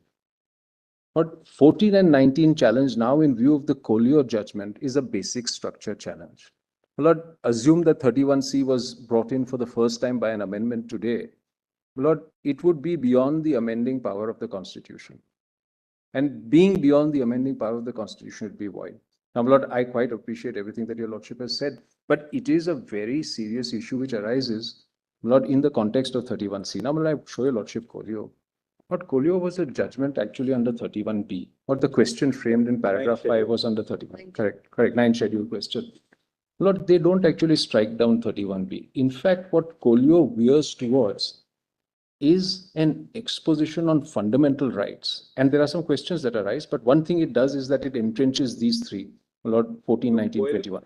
Those laws which were inserted in the 9th schedule as of the date of the judgment in Keshwan Bharati are immune. Yes, your lordship is right. Those laws which were inserted in the 9th schedule after the 24th of April 1973 would be still amenable to a challenge under... But which is exactly, if your lordship recalls, what the majority also said in Minerva Mills. Which is what... In Vaman Rao, it was sustained, this view. Cut off. But Minerva Mills, I'll show your lordship. Vaman Rao and Minerva Mills, both. Now, Lord, the point that I leave your lordship with, and the point for consideration was... You know, really speaking, why should a bench of 9 go into these issues at all? You know, the first thing you ask yourself is, why 9? What is the occasion for 9 and not 7? And the occasion for why 9, why not 7, why not 5, why not 3? Actually, you know, the reason for the constitution of a 9-judge bench is obviously because there's something operating in a 7-judge bench, which is a matter of concern. Now, actually, in this case, Ranganath Reddy, the bench of 7, has not said that 39B will include resources of a private nature, right? Majority. In fact, it's quite to the contrary. Justice specifically in his majority opinion keeps that issue open, saying that we are not agreeable with... We shouldn't be construed to have agreed with Justice Krishna's viewpoint. The problem, yes, there's a specific paragraph on that. Yes, ma'am. Now, the problem arose because Sanjeev Koch lifted Justice Krishna's perception on the interpretation of Article 39B and made it a bench of 5. Now, it could have been resolved by 7 also. It could have been resolved by 7 by saying that, look, what was done in Sanjeev Koch was plainly incorrect because it overlooks that the view of Justice Krishna was a view of a minority on that subject, or at least a plurality and not a majority in Ranganath Reddy. But the 7 judges thought that we should refer it to 9 only because in the meantime Mafatlal has come. And Mafatlal has that observation in para 86. Now, if we come to the conclusion that, look, that observation in Mafatlal is obiter, because Mafatlal was really dealing with unjust enrichment. There's an observation that would end the issue on Mafatlal, 1. 2, if we then construe the judgment in Sanjeev Koch to the extent of interpreting Ranganath Reddy, we'll say that the bench in Ranganath Reddy, the 7-judge bench, has not laid down this principle at all as a principle of constitutional law. Of course, we are a bench of 9. We can still look at the interpretation of 39B, whether it will apply cover private property as well. And you may argue that 39B should not cover material resources of the community cannot mean material resources of a private person. That is something which you can certainly argue before us. My lord, I leave it up to your lordship, my lord. As I said, it is your lordship's reference. 31C argument here, you know, we'll, of course, we're 45 minutes short of lunch. We'll all have a conversation between ourselves. But in the meantime, yes, but I fully appreciate what your lordship says, and it is your lordship's order of reference, but it is for your lordships to decide. And of course, the 39B point can get us home as much as the 31C point as well. So, my lord, that stands. 31B is essentially a validation provision. They wanted to validate certain things by virtue of that. The 9th schedule. 9th schedule. Prejudice itself. Yes. So it has a restrictive scope also. 31B has a restrictive scope. Yes, my lord, what your lordship say, my lord, what resonates with me. In fact, that is our argument. Mr. Devarajan will make it for us. My lord, that actually, my lord, it is difficult to say that private property falls within 39B. My lord, that the so-called concurring judgment, it's called a concurring judgment, my lord, delivered by Justice Iyer, Justice Krishna Iyer, where he says that I agree with everything, but it's such an important issue, so I want to say something more on it. And my lord, he then slightly extends the principle in an axiomatic way to say that actually private property is obviously a part of 39B. And as your lordships have rightly pointed out, subsequent judgments have picked up that observation which was made by Justice Krishna Raya. And Lord, if at all, Lord, the consequence, the impact on this case, if that it is not a part of private property, Lord, then a large part of our challenge, Lord, has a good chance of succeeding. So, Lord, that is how the impact lies on our case. And your lordship's absolutely right about 39B. Lord, I don't think I can say more on 31C. Lord, your lordship's interpretation of the reference order, of course, my lord, is Lord, perfectly correct. Lord, I had only thought that the impact of Coelho was something that required consideration by your lordships. Because Lord, the problem with Coelho. Get Coelho. Please show us Coelho. Can I show it to your lordship? Let's go to Coelho because we. But in the time left, my lord, will your lordship Yes, just have a look? let's My lord, I've prepared a very short note, but I wonder, would your lordship like to see the judgment itself? That might be better. You have your note here? I have a note which I've extracted actually, my lord, because all these judgments are so long. So, my lord, I took the liberty of making some extracts. It's uploaded. That'd be nice. It's uploaded. Is it uploaded? Yes. Is it? But it's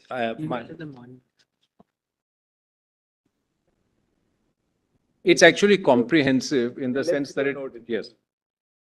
So, my lord, if your lordship will, if my lord, the court will kindly furnish your lordship, my lord, with an email sent by my learned friend, Mr. Parekh, my lord, at 9:56 this morning.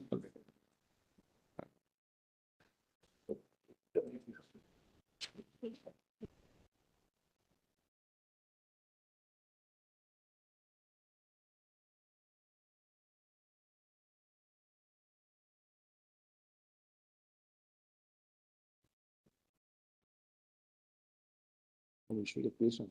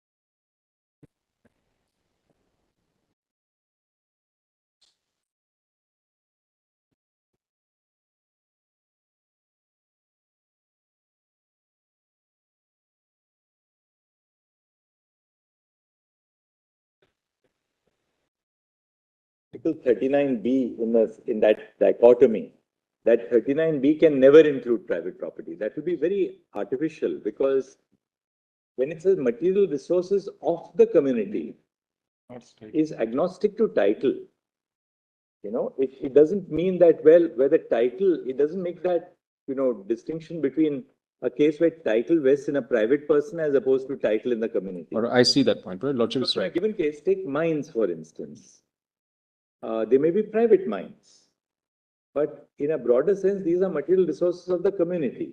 The title may vest in a private individual, but therefore, for the purpose of 39B, our reading should not be constricted, but must have that broad understanding of 39B. So, political sense. Or take a case like these buildings in Mumbai. Technically, you are right that these are privately owned buildings. So what was the reason for the law? We are not commenting on the legality or the validity of the law. That will be tested independently. The reason why the state legislature came out with this was that, you know, these were all buildings, old buildings of 1940. With the kind of monsoon in Mumbai, these buildings get, you know, dilapidated because of the saline weather. You know it better than me. Because Only of the slightly. weather. That, you know, the fact that the rents were so meager that the landlords had no motive to at all to repair them. So where will the landlord, poor fellow, find any money to repair the buildings? And the tenants were sitting tight that no one tenant would have the wherewithal to repair the whole building. So therefore, the legislature had to. So these are, in a sense, you know, what do you mean by material resources of the community? Material resources of the community would mean the resources in which the community has a vital interest. If a building falls, the community is directly affected, because who dies when a building falls? The occupants die. Therefore, you know, we must distance it from a title. Lord, there is no doubt that Common good. there is no doubt that it is not a question which is free from debate. Lord, and there is no doubt that these considerations have to be taken into account. In bit of 39B, we have to answer as a bench. But that is a specific point raised. See, we were just discussing between ourselves. You know, one way would be to say, accepting what the reference order says, that look, Ranganath Reddy didn't decide this issue. Sanjeev Cope was wrong in picking up on the judgment of the minority and then treating it as a bench of as a majority principle. Yes. And applying it in Sanjeev Cope. But even if assuming we do that, then what? The point still survives. And I think with this issue, we should resolve. No, your Lordship has to grapple with the issue substantively. That 39B, the ambit of 39B is something which we should decide. That is the scope of the reference, in fact. 39C. C is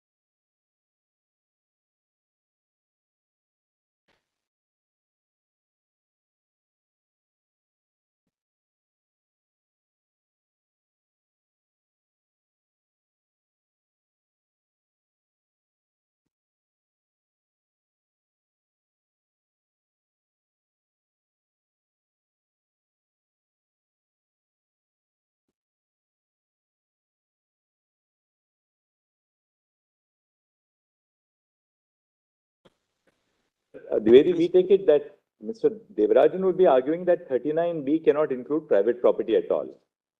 And you would be saying that it can. It can. Right? But Yes. obviously you will be addressing us as a matter of first principle also. We Yes, take of it. course. You're not going to only rest it on Sanjeev Cope, because you will. No. On first principles also. Lordship may decide the ambit. Because we have to decide it. Then We are a bench of yes. 9. We are not bound by any of So these. that's the reference your Lordship has to decide. And it will be better, but otherwise, again and again, this. And there'll be some finality to this, you Yes. see, because what's the point in again having a ping pong bottle That's that right. will go before 7, then 7 will again have to interpret what Mafatlal meant. At least we in 9, we can at the least say that Mafatlal was obiter Yes. and then decide it. We may still come to the same conclusion. But 7 can't, then 7 will be bound by even the obiter of Mafatlal. So it may not be enough to say that Mafatlal is obiter and leave it at that and send it back. That may not be appropriate. We will have to decide it. Not to be decided. It's desirable that Yes, yes. That means we are.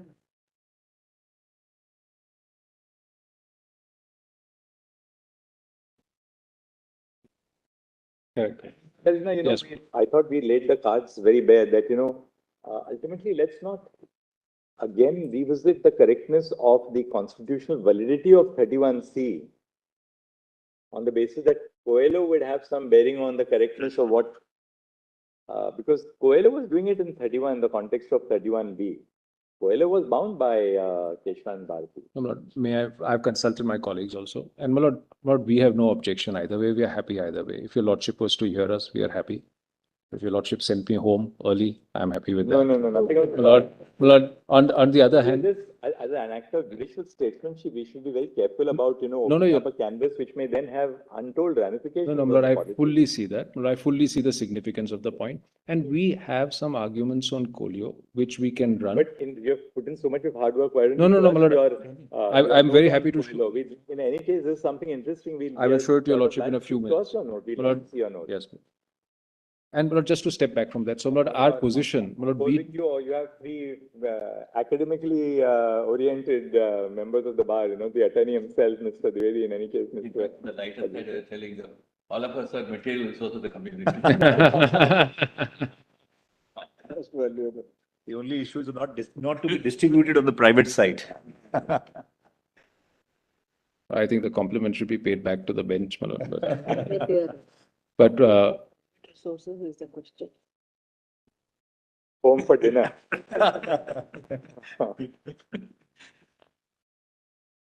my lord, speaking for ourselves, my lord, we are perfectly content with that. My lord, we will argue the Coelho point, my lord, before a smaller bench, once your lordship takes a view on 39. There's no problem with that. My lord, we have various ways to deal with Coelho, so we can do that. There's no problem. If your lordship would like to see Coelho, my lord, I'm happy to show your lordship what we have. It is actually a very, very interesting issue. It is a very interesting issue for more reasons than one. I won't take more than 20 minutes. Yeah, of course. 31B, of course, creates an immunity for acts in the 9th schedule. Yes. But now, how do we apply the logic of Coelho to 31C? That is the point. Now, my lord, let me address your lordship first on that. Yes. So, my lord, as I pointed out to your lordship, that Coelho and the question that is also framed there is actually a question which revolves around 31B. Now, my lord, some scholarly critique and criticism of Coelho, Lord, has been precisely this, that it has not really answered the question with regard to 31B, at least to the fullest extent. But what Coelho did was to make a very clear statement on what is included in the basic structure as far as these three rights are concerned, 14, 19, and 21. Lord, I think it would be open once again to some comment about whether it actually captured everything that it said in the judgment in the conclusion. Because in the judgment, it does suggest that, in fact, there are other fundamental rights which could also be entrenched in the basic structure, but it doesn't actually pick them up in the conclusion. Or the other aspect of Coelho, which, with the greatest of respect, I say to the learned judges, they've laid out a very complicated test for testing 14 against the relevant law. Well, they've laid out two tests. One is the rights test, and the second is the essence of rights test, which they draw back to Nagaraj's case, Justice Kapadia's judgment. Lord, when those two tests will apply is also alluded to in Coelho, and Lord, it is a difficult to understand part of Coelho, Lord, where the suggestion is that the rights test, which they also call the right stroke impact test, will apply where an entire chapter of the Constitution is abrogated, whereas the essence of rights test will apply to an individual article which stands affected or abrogated. Not subsequent judgments of your lordship's court, Lord, have been, with the greatest of respect, a little cloudy about what exactly is the scope of those two tests also. But in my respectful submission, at least one judgment has mixed up the two tests as well, as I'll show your lordship. So, my lord, Coelho itself gives rise to several questions. I fully appreciate the fact that this may not be the right forum to tackle Coelho in its entirety, but perhaps my attempt today can be to show your lordship that an appropriate opportunity, Lord, there are some creases which need to be ironed out in the Coelho judgment. If you're taking 20 So, minutes, Coelho, let's look at your. I'll try to quickly deal with it, my lord. So, my lord, if your lordship will have a look at my note.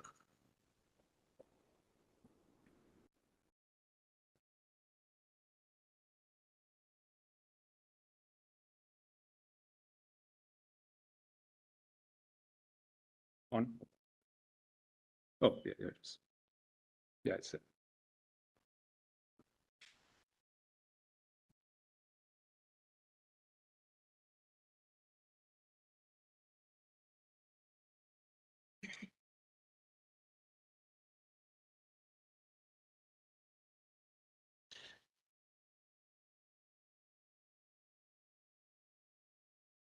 Lord, do your lordships have my note, my lord? Lord, so if your lordship sees the index of my note, Lord, it is Roman 2. And Lord, I've tried to make it comprehensive with regard to what I want to say with regard to Coelho. I just want to show your lordship after that, my lord, one or two paragraphs in Coelho, my lord, which are of particular significance. My lord.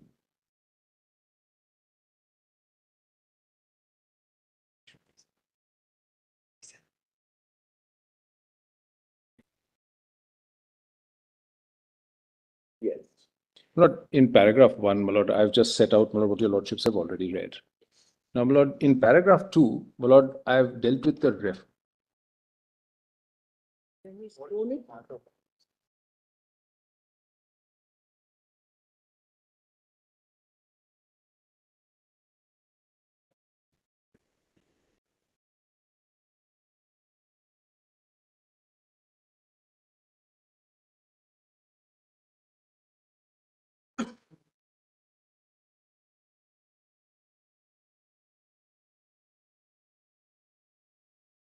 Yes, Mr. My lord, paragraph 2, my lord. So, my lord, first is the reference in Coelho. Why was it referred? The judgment in IR Coelho. Para 2, right? Yes, para 2, if your lordship's wrong. But it's at page 27, pagination, top right-hand side. It looks something like this. Yes. Just go to para 2. To para 2. Please go to para 2. So, my lord, we are on para 1. I follow, my lord, we can follow it here. Please scroll down to paragraph. Yeah. My lord, the judgment in IR Coelho, notice that there were apparent inconsistencies in the judgment in Vaman Rao and Union of India, in particular between the judgments of Chief Justice Chandrachud and Justice Bhagwati. See paragraph 3 of IR Coelho Supra. Accordingly, the 5 judges in IR Coelho stated that the judgment in Vaman Rao needs to be considered by a larger bench so that the apparent inconsistencies therein are reconciled and it is made clear whether an act or regulation which or a part of which is or has been found by this court to be violative of one or more of the fundamental rights conferred by Article 14, 19, and 31 can be included in the 9th schedule, or whether it is only a constitutional amendment amending the 9th schedule that damages or destroys the basic structure of the Constitution that can be struck down. So your lordship notes the question as formulated. It's slightly changed when the 9 judges actually dealt with it. Further, the 5 judges in Coelho also noted that the decision in Bhimji Singh Ji case will also have to be considered by the larger bench for the purpose of arriving at a conclusion aforementioned. Now, just by way of a temporal context, your lordship is aware, but Vaman Rao, Minerva Mills, Lord 1980. Lord Minerva Mills, July 1980, Vaman Rao, November 1980. But Definitive order pronounced on the same day, 9th May 1980. Exactly, my lord. Interim order pronounced on the same day, reasons given separately, but one before the other. But unusual of great academic interest for various reasons, my lord. Magisterial dissent by Justice Bhagwati in Minerva Mills, picked up at Sanjeev Kok, as your lordship notes. Lord Vaman Rao, my lord, deals with the unamended Article 31C, upholds it not because of Keshavnanda Bharati, but on independent reasoning, which is in parity with upholding Article 31A on agrarian reforms. Lord, on the other hand, my lord, in Minerva Mills, my lord, an interesting point, my lord, that the Sikh Industries Act, which was challenged there, was actually an act which took effect prior to the amendment to 31C. But yet 31C was struck down, my lord, on the annual of 14, 19, and 21. And Lord, I think that is what is referred to broadly also in this. Now, my lord, the judgment in IR Coelho. And I've put here, my lord, actually, my lord, what the question was and the facts to allow us to actually understand what was decided. The matter was duly referred to a bench of 9 judges. The judgment is reported in so and so. The challenge before this High Court was that the Gudalur Jannam Estate Abolition and Conversion into Rayatwari Acts 1969, insofar as it vested forest lands in the Jannam Estates in the state of Tamil Nadu, was struck down by this court in the Balmadis Plantation Limited because this was not found to be a measure of agrarian reform protected by 31A of the Constitution. Section 2C of the West Bengal Land Holding Revenue Act 79 was struck down by the Calcutta High Court as being arbitrary and therefore unconstitutional, and the special leave petition filed against the judgment of the state of West Bengal was dismissed. By the Constitution 34th Amendment Act, the Janmam Act in its entirety was inserted in the 9th schedule. By the Constitution 66th Amendment Act, the West Bengal Land Holding Revenue Act in its entirety was inserted in the 9th schedule. These insertions were the subject matter of challenge before the 5-judge bench. So, one of the very troublesome aspect of the 9th schedule was that after a court had set aside a statute, despite the constitutional basis of it being set aside, not being altered by Parliament, they could simply validate it by putting it into the 9th schedule. Well, that has been long the criticism of the 9th schedule. But the contention urged before the Constitution bench was that the statutes inclusive of the portion thereof, which had been struck down, could not have been validly inserted into the 9th schedule. The judgment, now the question, you'll also will immediately notice a slightly different question from the question referred. Well, the fundamental question, as my lady pointed out, but on and after 24th April 73, whether the basic structure document was propounded, it is permissible for Parliament under Article 31B to immunize legislation from fundamental rights by inserting them into the 9th schedule. And if so, what is the effect on the power of judicial review of the court? So the question frame, not against me, on the 31C point, is that it was squarely a 31B question, which was framed. But please see now how it was answered. Now, I'll take your lordship straight to the conclusions, my lord, longish judgment, 150 odd paragraphs. In conclusion, we hold that a law that abrogates or abridges rights guaranteed by Part 3 of the Constitution may violate the basic structure doctrine or it may not. So, my lord, not every part of Part 3 is a part of the basic structure. But a classic example, what I've often puzzled about is 18, my lord, titles. Lord, it seems to be an odd inclusion in Chapter 3, but it seems to be strange to say that it is an inalienable human right, etc. So, Lord, they've noticed that. They've said not every part of Chapter 3 is actually entrenched. If the former is the consequence of law, whether by amendment of any article of Part 3 or by an insertion in the 9th schedule, such law will have to be invalidated in the exercise of judicial review power of the court. The validity or invalidity would be tested on the principles laid down in this judgment. The majority judgment in Keshavananda Bharati, read with Indira Gandhi's case, requires the validity of each new constitutional amendment to be judged on its own merits. The actual effect and impact of the law on the rights guaranteed under Part 3 has to be taken into account for determining whether or not it destroys the basic structure. The impact test would determine the validity of the charge. Now, the impact test is viewed what's called interchangeably the rights test or the impact test. But Roman 3, all amendments made to the Constitution after 24th April 73, the date of Keshavananda Bharati, by which the 9th schedule is amended by inclusion of various laws therein, shall have to be tested on the touchstone of basic and essential features of the Constitution, as reflected in Article 21, read with 14, 19, and the principles underlying them. To put it differently, even though an act is put in the 9th schedule by a constitutional amendment, its provisions would be open to attack on the ground that they destroy or damage the basic structure of if the fundamental rights or the rights taken away or abrogated pertain to the basic structure.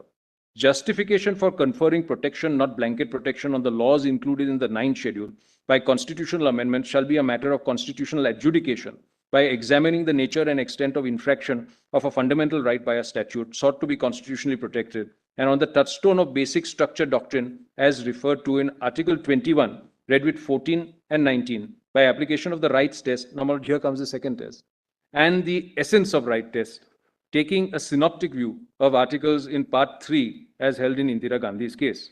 Applying the above test to the 9th schedule laws, if the infraction affects the basic structure, then such laws will not get protection of the 9th schedule. This is our answer to the question referred to us, Vide Order 14999 in IR Coelho and State of Tamil Nadu. So, my lord, so far, my lord, it would be difficult to say that this is a 31C judgment. This is very much a 31B judgment. I fully appreciate that. Lord 5, if the validity of any 9th schedule law has, sorry, it has already been upheld by this court, I'm so sorry, my lord, small error, it would not be open to challenge such law again on principles declared by this judgment. But that was the pernicious effect of 31B. But however, if a law held to be violative of any rights in Part 3 is subsequently incorporated in the 9th schedule after 24th April 73, such a violation infraction shall be open to challenge on the ground that it destroys or damages the basic structure. As indicated in Article 21, read with Article 14 and 19, and the principles underlying thereunder, action taken and transaction finalized as a result of the impugned acts shall not be open to challenge. Now, my lord, some of the salient features are set out here. My lord, before I go to the salient features, my lord, your lordship knows enough of the judgment. Lord, just to take a view, I'll take your lordship to my submissions on this and come back. Lord, the salient features, my lord, I must confess to plagiarism, my lord. I've taken them from my learned friend, Mr. Devarajan's note, which he had kindly shared with me, my lord. My lord, he had done such a masterly job of it, my lord, I saw no reason to alter it in any way. My lord, may I take your lordship, my lord, straight now, my lord, to the conclusions that I have drawn in paragraph 9. But I'll come back if necessary to the salient features. But more broadly speaking, what the judgment does is that it broadens the defense that is given by fundamental rights. Lord, it is said it is no longer an isolated pools. It should be viewed as the principal controlling influence over the amending power. So, Lord, that is the broad thrust of what this does. Lord, there are certain observations with regard to 31C I'll come to. Now, Lord, the conclusions I have drawn, Lord, are these. Lord, the conclusions that can be drawn from the judgment in IR Coelho as stated below. When a law abrogates or abridges rights granted by Part 3 of the Constitution, it may or may not violate the basic structure doctrine. The test to be applied is either the rights test or the essence of rights test. The rights test is as under. First, the court must test whether there is a violation of Part 3. And second, if such a violation is found, its impact must be examined in terms of its effect and substance to see whether it destroys the basic structure of the Constitution. In the event it does, then I quote, invalidation has to follow. The essence of right test is explained in M. Nagaraj's case. Within Part 3, 14, 15, 19, 20, and 21, Your Lordship noticed that this was not recognized in the conclusion, but it is in the body of the judgment, are recognized as a part of the basic structure. The validity of 31A and 31C were not questioned and accordingly expressly held to be valid. Now, Lord, this is the interesting observation, despite the denial of Article 14, and on the basis that these articles have indicia, which is not there in Article 31B. Now, my Lord, some observations on the impact on the present case. And Lord, Your Lordship will take all of this in the spirit that, Lord, I accept what Your Lordship say, and Lord, it may or may not be decided by Your Lordships. Lord, applying the essence of rights test. Lord, essence of rights test, Lord, slightly different from the rights test. Lord, summarized to mean that we must go behind the principles with each of the fundamental rights. Lord, I had thought, Lord, that a reference to essence would be a narrowing down of the right, but actually it is a broadening of the right. What it says is that we must go by the principle of the right. So we must read the Constitution as a whole for that. So Article 14 should not be read, for example, in a formalistic manner, but we must read it in a broad manner in accordance with the spirit of Article 14. Applying the essence of right test since 21, read with 14 and 19, the principles underlying them have been held to be a part of the basic structure. Article 31C, insofar as it is inconsistent with or abridges rights under Article 14, destroys the basic structure. Even applying the rights test, the same result follows. Accordingly, the consequence, now, my lord, is that invalidation of 31C has to follow. Now, my lord, this is controversial, I see that, but let me set out my thought process for your lordship. There was no challenge to 31C in IR Coelho. The statement with regard to 31A and 31C and the fact that they differ from 31B should be understood in that context. In the present case, the question of 31C squarely arises, and other things being equal, but what I mean is if you exclude Keshav Nanda, etc., and subject to what is stated below, it is open to this Honorable Court of 9 judges to examine the validity of 31C. This is especially so as Coelho has observed that 31C results in a denial of Article 14. The determination of the validity of 31C in Keshav Nanda Bharti is, however, binding. 31C was upheld by a majority of 7 judges, 6 judges, Lord, and 6 judges as, sorry, 6 judges, Chief Justice Ray, Palekar, Dwivedi, Matthew, Beg, and Justice Chandrachud, as he was then, held that it should be upheld because of the amending power of Parliament was absolute and unlimited. Justice Khanna, even on the basis of the limited power to amend, upheld the validity of Article 31C. In this regard, see Justice Bhagwati in Minerva Wills. But he has done a masterful analysis of this aspect. The impact of the judgment of Coelho is, however, to render 31C without any force. The validity of 31C, while binding, is a matter of precedent, is depleted of purpose. Now, my lord, there's some follow-up also, my lord, which is there. Follow-up all concerns the test, but if your lordships are not going into it, or it may not be very relevant.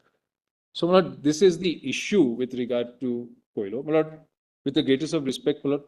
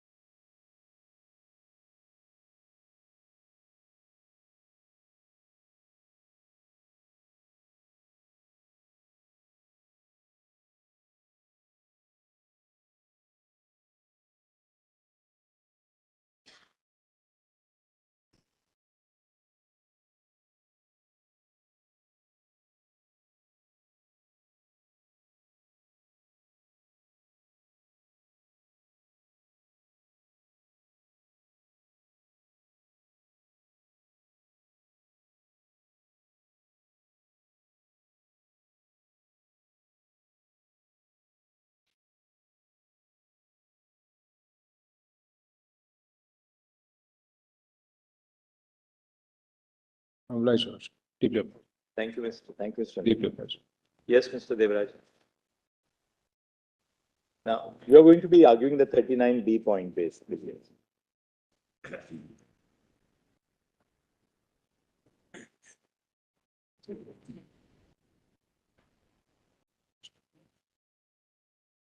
Yeah, we have noticed that. So, obliged.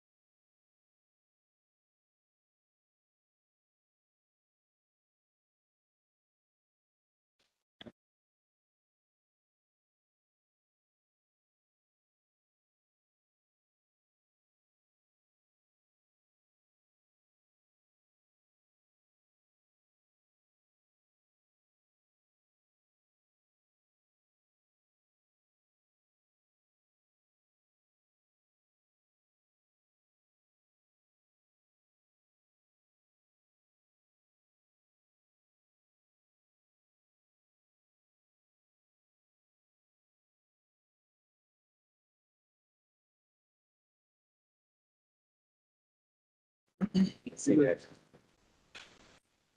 Maybe the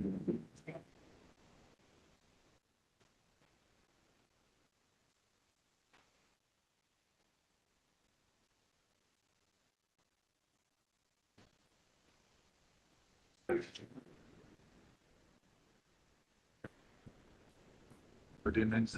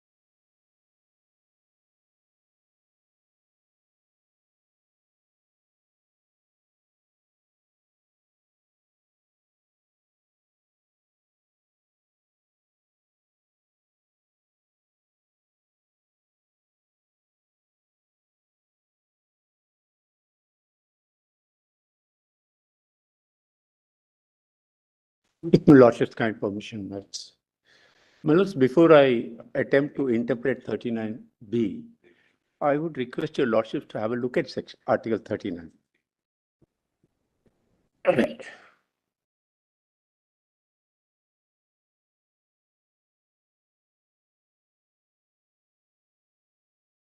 The state shall in particular direct its policy.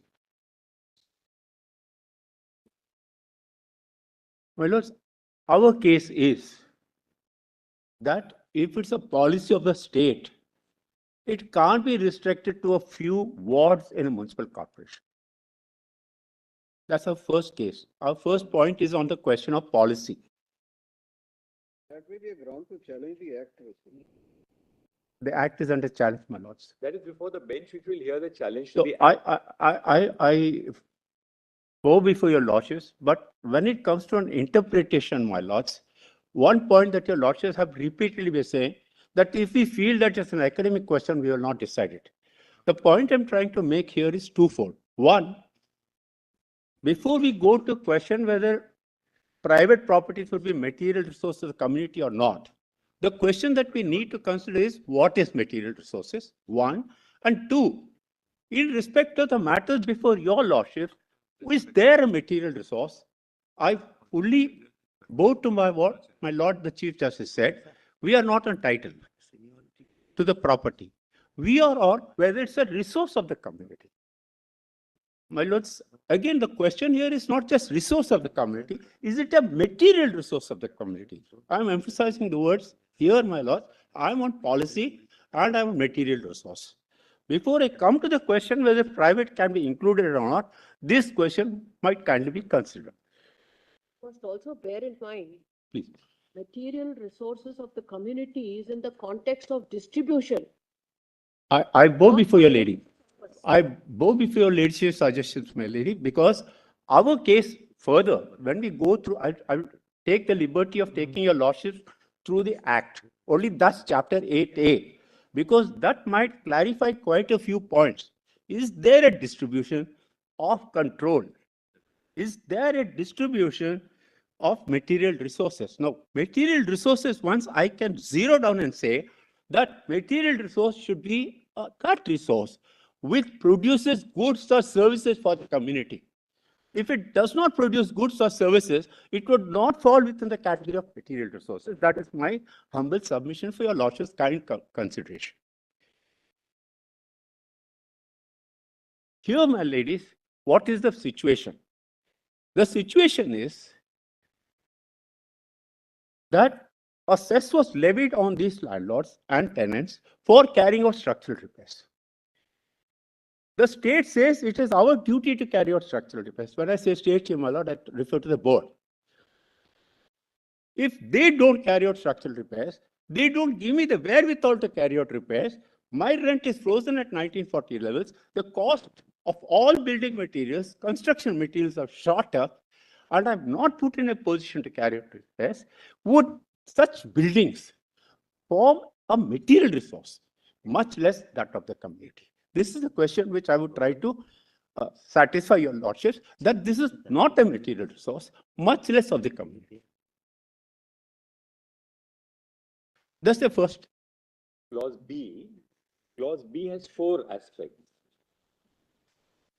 The primary aspect is material resources of the community. What is it dealing with? It is dealing with the distribution of the material resources of the community. What facet of distribution is it dealing with? It is dealing with ownership And control. and control. Because R so distributed qualifies ownership and control. Correct. Ownership and control of what? Of the material resources. And for But what purpose? distribution of what? Distribution of the ownership and control of the material resources. Material resource. Now we are. Now, what is the object? To subserve the common good. And the fact that the legislature, that the constitution uses the expression ownership and control is very significant. Ownership refers to the title or the vesting of the title. Control is much broader in its understanding because it's not confined to title. Here, my lords, I'm raising two issues for your lordship's kind consideration. The first, as I already indicated, my lords, when the constitution says that the state policy of the direct its policy, now would it be only for the city of Bombay? Would it be only for the district of Nasik, or should it be that policy should be over the state? This is the primary question. That wouldn't worry us because then the state can always make an under-inclusive classification. Yes. Then you say that, look, the condition of the buildings in Mumbai is so unique that you don't have to legislate, you don't have to regulate the entirety of the state. That the state can easily, So, that is not an issue at all. my lords, if it were a regulation, my lords, I would have bowed to your lordship's suggestions immediately. But here it's not a regulation, my lords. Here it's not a regulation. Oh, you know, we are not so much today interpreting the provisions of the statute as we are interpreting the expressions of clause B of Article 39. I bow to what my lord the Chief Justice has said, but I request my lord the Chief Justice to kindly consider whether we could interpret this, dehouse the facts before us. Because this question has come to your lordships on the basis of certain facts which were there. But when we are interpreting Article 39B, we don't interpret it in the context of that statute today before the bench of 9 judges. I would request your lordships to kindly consider it. There is a dichotomy between privately held property and publicly. For instance, will 39B cover only those lands which are what you call in Maharashtra Gairan lands or the grazing lands? Or would it also cover in certain cases private Only property? one interjection with so that your lordship's discussion can also be suitably.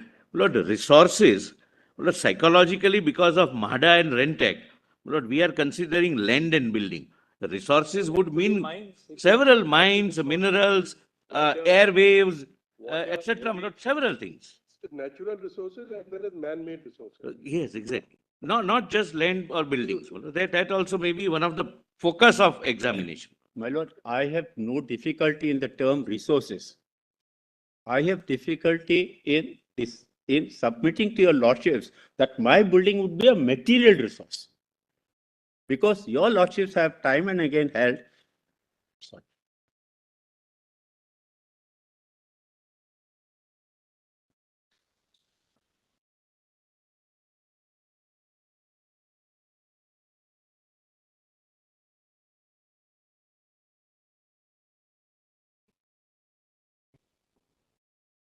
What are these about?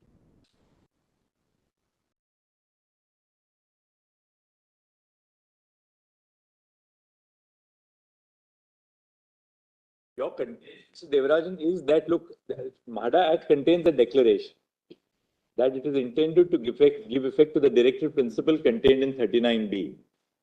Your contention, I mean, we are just trying to understand your argument. Your argument is that, look, you could not have made that declaration because 39B cannot by any standard extend to private property. I think that's your, No, my lords, my submission is slightly wider than that. What your lordship says is one part of what I'm submitting. My second part of it is, before you could make such a declaration, because your lordships and Keshananda said this is justifiable.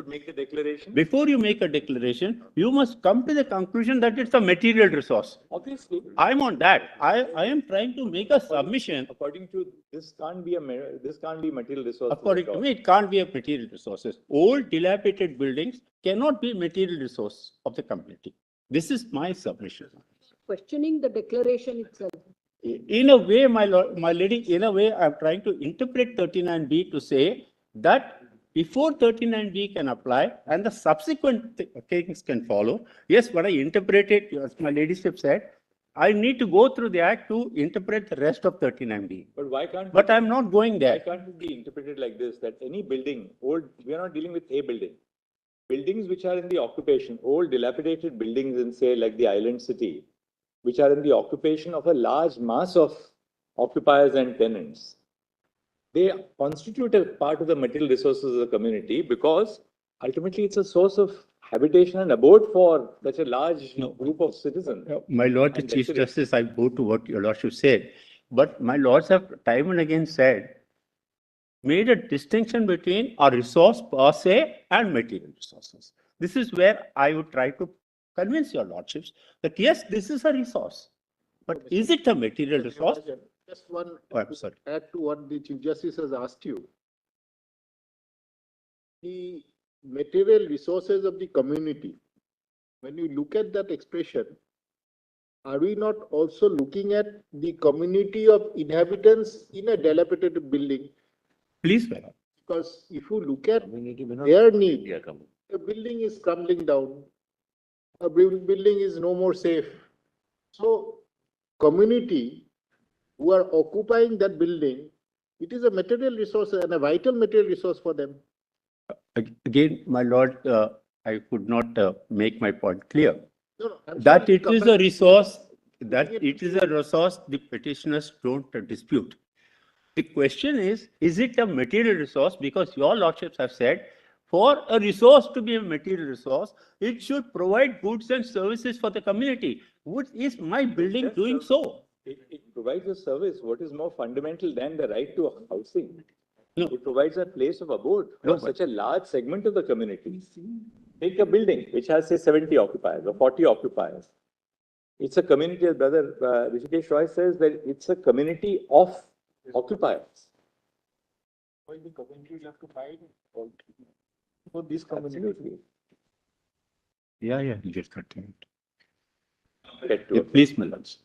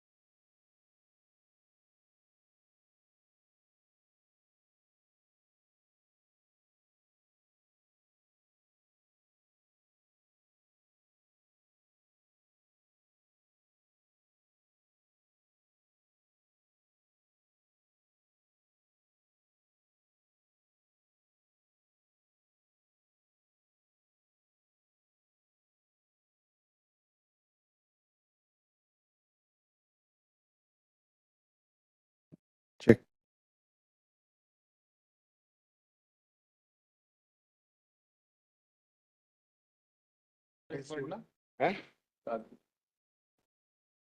Check.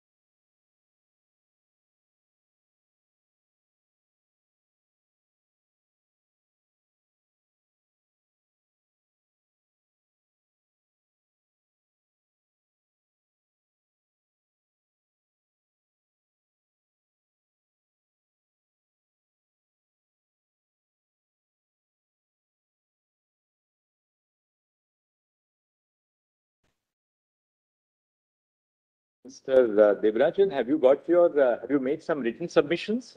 I made a note, my lords, but that note I was not giving your lordships because quite a bit of it your lordships have already shot down. So I don't want to give it because those points I can't raise now.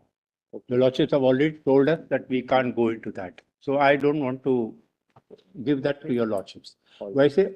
So what are your formulations? If you Now, can just my tell lord, us, my formulations are like this, my lord. your submissions on Article 39B. Yes, I would start, my lords, by saying, lordships permit me, I would like to read certain passages from Krishna Ayer's judgment first. In Justice Krishna's judgment in that In that Ranganath Reddy's case, because that will give us a that will give us a background. Where is Ranganath Reddy's? Where is his? Page mein hai? It's volume number 5. Starts from page 1727. Page 1727 PDF. Yeah. Give the proposition. The proposition before read. Yeah. As my learned friend rightly said, let me just put the broad proposition before your lordships, before I take your lordships to Ranganath Reddy. Yeah. My lords, the way that part 4 has been drafted or prepared, part 4 is in the nature of instructions to be given to the state. In that context, we'd have to read 39B also. We can't, I do not want to read 39B, dehorse the context. First part. The second part is, my lords, without taking tutor, when I read 39B also, I can't interpolate or leave out certain parts of 39B.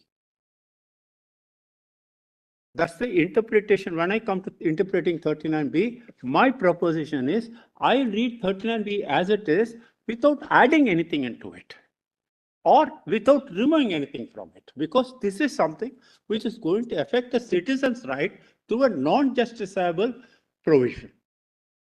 So therefore, these two concepts, my lord, kindly consider as being the basis of my further submissions on this point.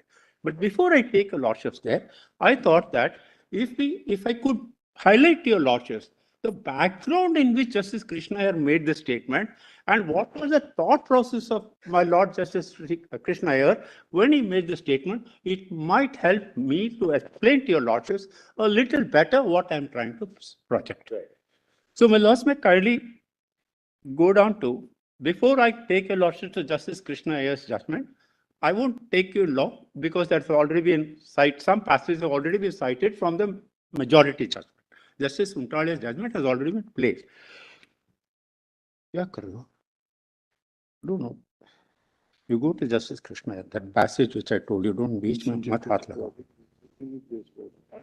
Sorry, my lords, I'm not very conversant with this. Hard copies I would have easily managed. The point I'm trying to say, my lords, Justice Krishna's judgment? My lords, may please see para 81 Starts at 40.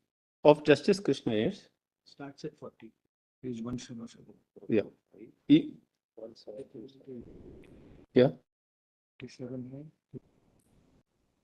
Okay. Can give us the page number. Yeah.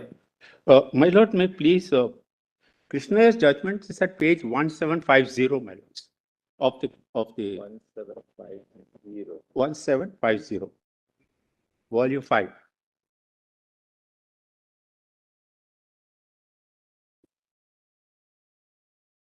I mean, the relevant portion of Ranganath Reddy models.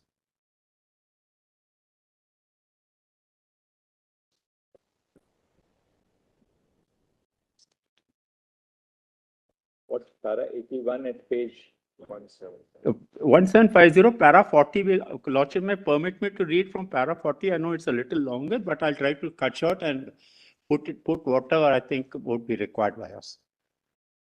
Better read para 40 first. Yeah, please, my lords. Before the preface. Yes, my lords. We go wholly with our learned brother Untwalia J. Then why a separate afterword? Please ask this question. Because to put it simplistically, sorry.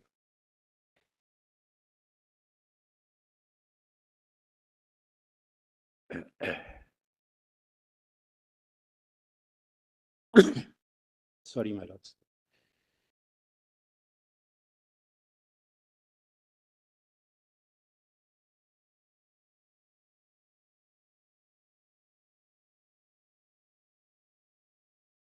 Yes. Please, my lords.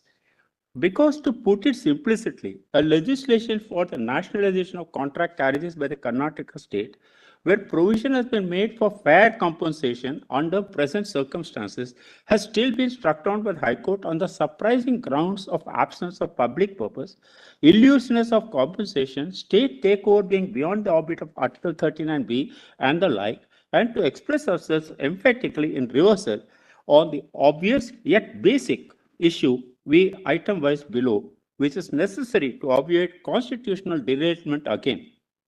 The public sector in our constitutional system is so strategic a tool in the national plan for transformation from stark poverty to social justice. My lords may permit me to pause here for a moment.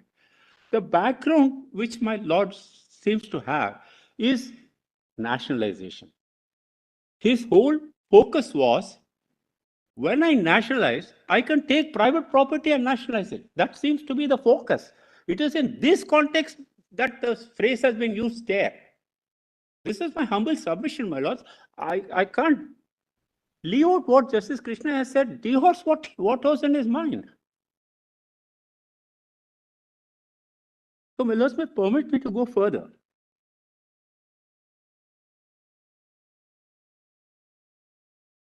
My lords may please see para 41.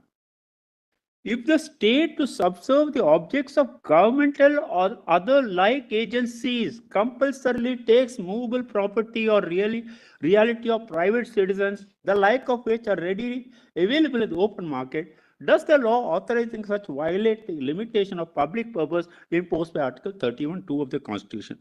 Today, my lords, I can't go further on because I don't have Article 31(2) on my statute today. But yet, the underlying principle seems to be nationalization, as I pointed out earlier. Throughout, even in this paragraph, my lord, the lordship is concerned with nationalization. It is in that context, again I re-emphasize, my lord, it is in that context that that phrase finds place in Justice Krishna's judgment.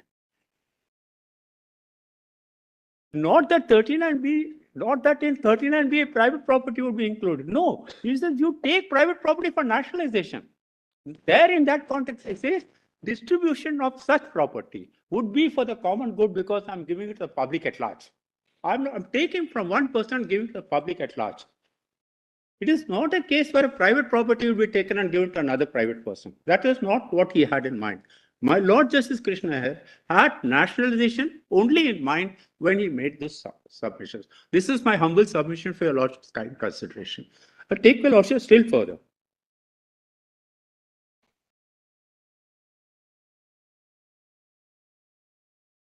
Where my Lord deals with distribution also. My Lord says distributed. There also my Lord says that is the basis of 39B. Distribution for the common good again means nationalize and give it to the people. Don't keep it with you. Give it to the people. Throughout, give it to the people. That is his whole focus. With this background in mind, my lords, I may kindly be permitted to now read the provisions of Article 39. But before I go to 39, a few other articles which might throw some light on the interpretational process. Mr. Devarajan. Yes, sir. Perhaps you will also take us on the objective of the Act, because after all, we'll have to consider, together with what you are trying to canvass before us, that it is only in the context of nationalization, because the Act obviously doesn't think of nationalization, but it talks about giving it back to a community or a let us say, cooperative society. So therefore, you'll have to take us through the objective of the Act as well. This Nationalization Act or our Act? The MADA Act. MADA Act. Please, my lords. I was avoiding it, my lords, because in between it came from your lordship that the lordships would prefer to deal with this. Don't get derailed. Don't get derailed. Sorry. We'll have to understand the context of the Act. Please, my lords. I will with your lordship's kind permission, I'll take your lordships through the provisions of the statute also. But what is its purpose? I may tell your lordships in brief. The purpose of Chapter 8A of the Act is preservation of inverted commas. I'll set out those provisions because I've got a note which I'll hand over. Each section I have analyzed, I'll put it. Before that, my lords may kindly permit me to just clear this small aspect which was there in my mind, which I thought I would share with your lordships, and namely about material resources. I don't want to go into material resources per se. I already made a submission to your lordships that I have to read 39 in the context in which it was placed in the statute book. And the context is what? The context is, it's a directive principle to the state. To do what? 37 very clearly says, shall be the duty of the state to apply these principles in making laws. And now in that context, when I come to 39B, well, let's have 39B for a moment, please.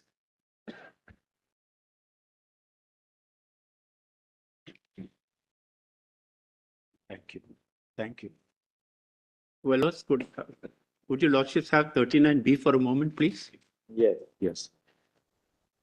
My lords, my submission here is, if the term material resources of the community is to include private property, if it is to include private property, then some words have to be added, or some words have to be deleted.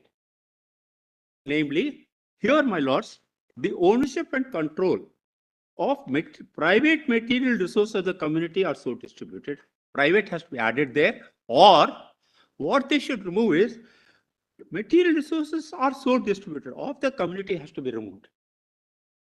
If it is removed, then this material resource will apply to all resources, private and public.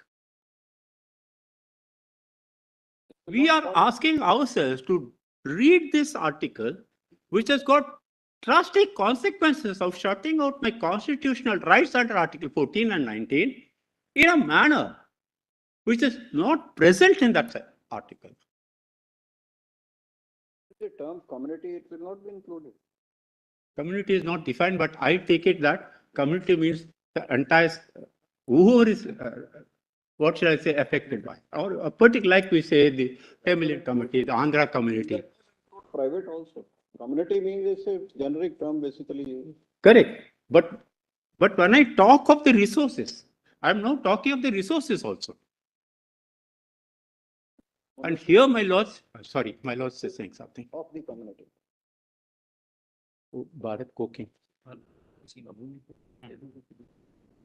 you trying to say that resources of the community, material resources of the community does not encompass private resources? This is what I am trying to submit, my lady. For the reason that if it were so, it would read private material resources of the community also. Because as my lordship said, every individual is a member of the community. There's no doubt about it. Talks about resources of the community only. As that's this point I'm trying to say, trying to canvass for your lordship's kind consideration is, if it was intended to cover private resources, the 39B could have specified it. Rather than leave it for an interpretation to somebody who could misinterpret it or interpret it in a different way. It's just an addition of a single word or deletion of certain words. Here, my lords, I will take your lordships through one judgment, which I could lay my hands on, where the term material resources has been considered. Apart from their lordships have said. Where is that? Yeah, for a cooking relevant portion 231. Okay. In that judgment compilation, what was that, volume 5? Yeah, volume 5. Volume 5, my lords could have page 2314 for a moment, my lords. 1983, 1 ICC 146. Page 2.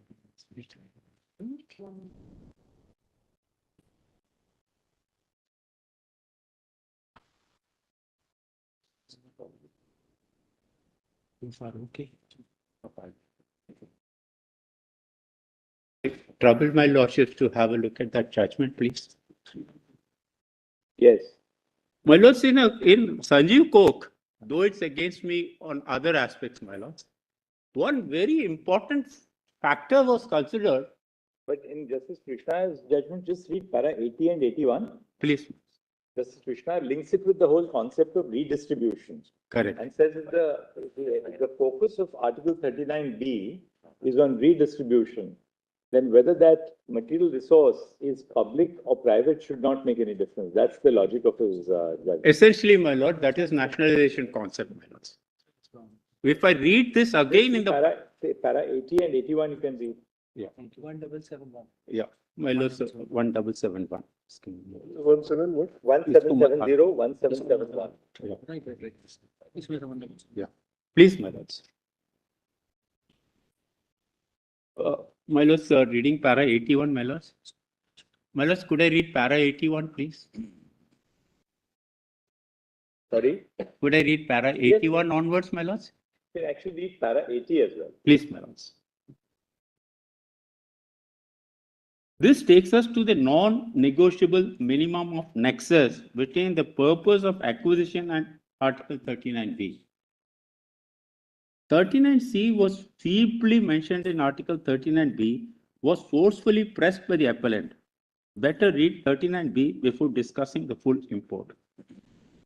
Certain principles of policy to be followed by the state. The state shall, in particular, direct its policy towards securing that the ownership and control of the material resources of the community are so distributed as best to subserve the common good.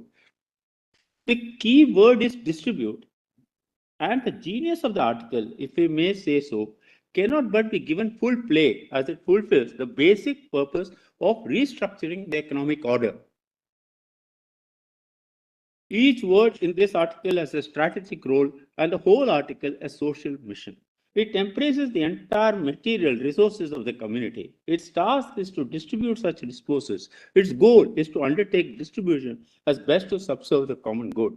It reorganizes such distribution, by such distribution, the ownership and control.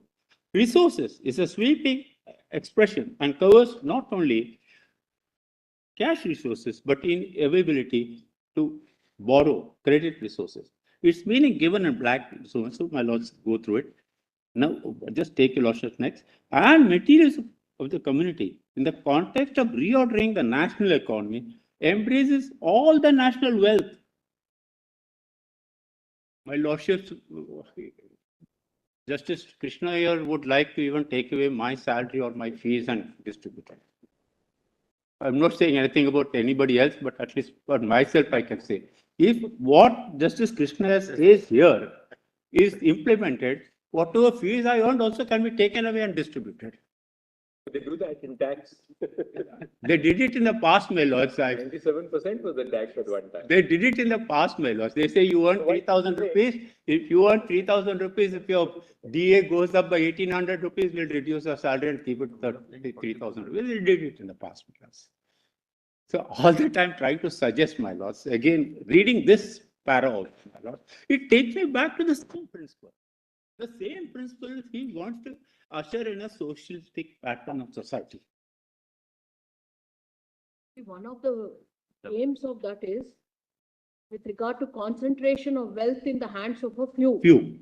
So in that context, nationalization was one of the vehicles to see that such a thing did not happen in society. So, my lady, distribution of wealth. My lady, taking what you file from my ladyship's a little further, would taking away from one person fall within that category? Would taking away a private person's property fall within that category? Is a question I am asking myself, my. All agrarian reform is based on.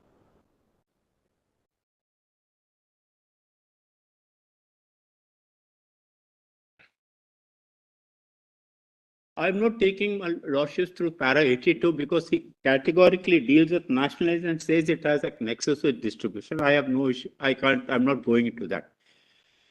This is not national. Now, since my lords would like me to take your lordships through the act in question, where protection of 31C is sought by the state, and which we feel they cannot have. I will broadly tell your lordships what that chapter is. Broadly, I'll tell your lordships. 81 also. Sorry, para 81. Please, my lords. My lord has got it. It's at page 1771 of the compilation. Resources is a sweeping expression and covers not only cash resources, but even ability to borrow. And material resources of the community, in the context of reordering the national economy, embraces all the national wealth, not merely natural resources, all the private and public resources of meeting material needs, not merely public possessions. Everything of a value or use in the material world is material resource, and the individual being a member of the community, his resources are part of those of the community. Now,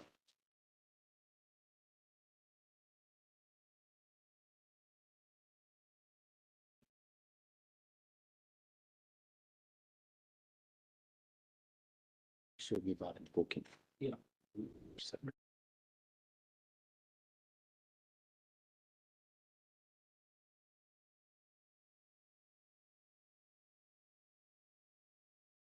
This is a constitution member.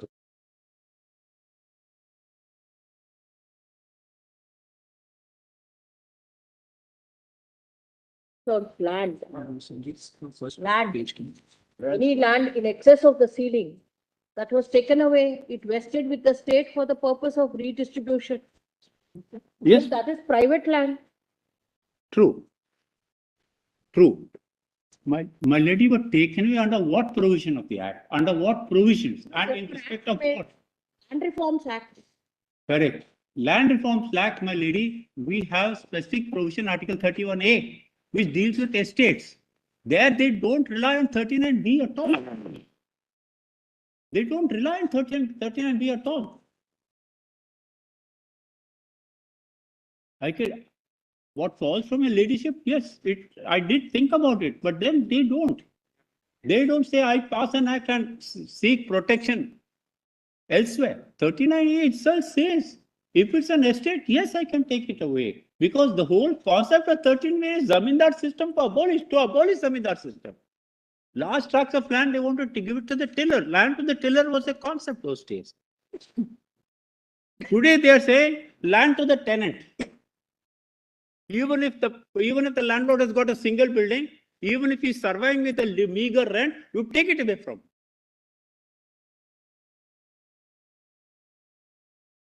Today, my lady, my kindly let me, what Justice Krishna has said about material resources, a subsequent bench has clarified what material resources. Give me Bharat cooking. This is the string. Constitution bench in Sanjeev Cook. That judgment is against me insofar as 31C is concerned. My lord. Sanjeev Cook now? Yes, Sanjeev Cook, Manufacturing Company, 1983, 1 SCC 147. My lord, it's at page 2294 of this case law compilation. My lords. It starts from there. 22. Yeah. Relevant portion is 2314. Yes.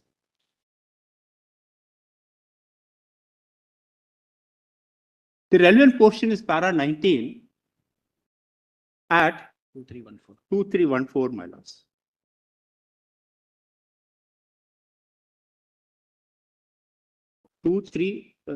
Sorry, the judgment starts where? My lord, the judgment starts. 2313.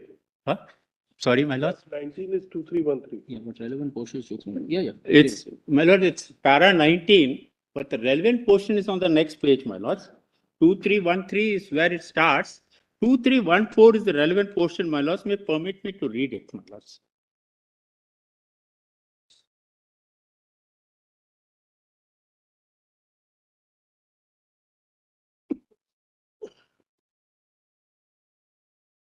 The expression material, I'm sorry.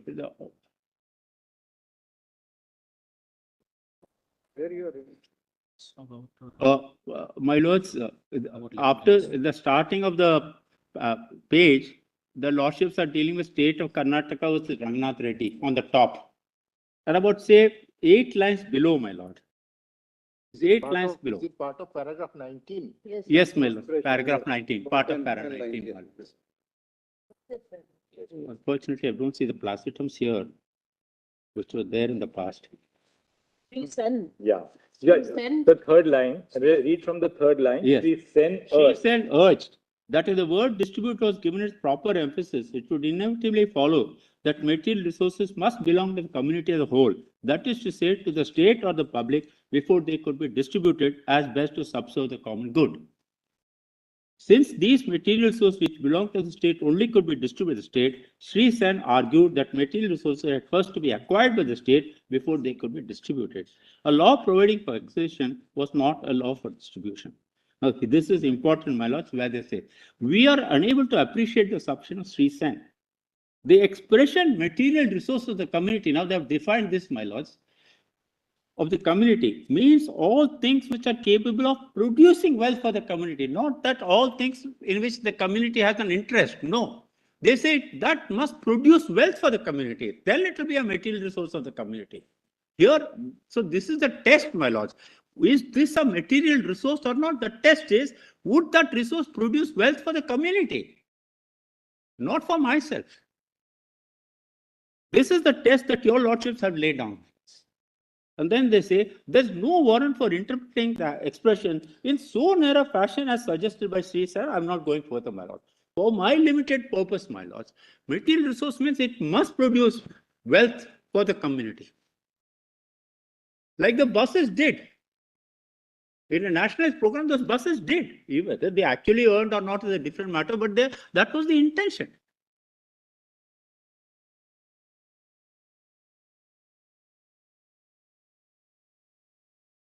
So, yeah, I finished this 39.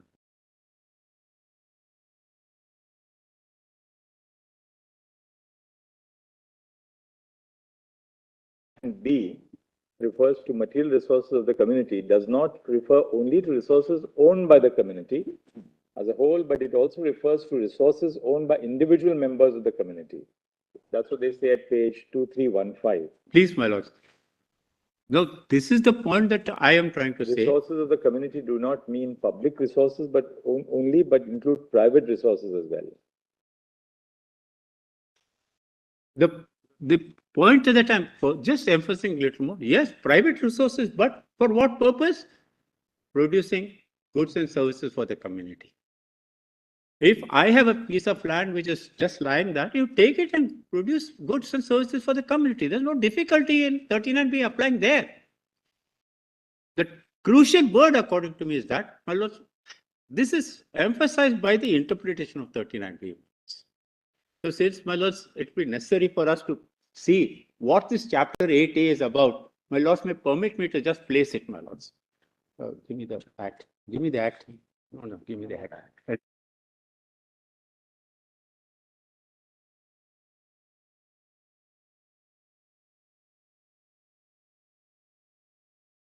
Broadly indicate, my lords. Page 398. My lords,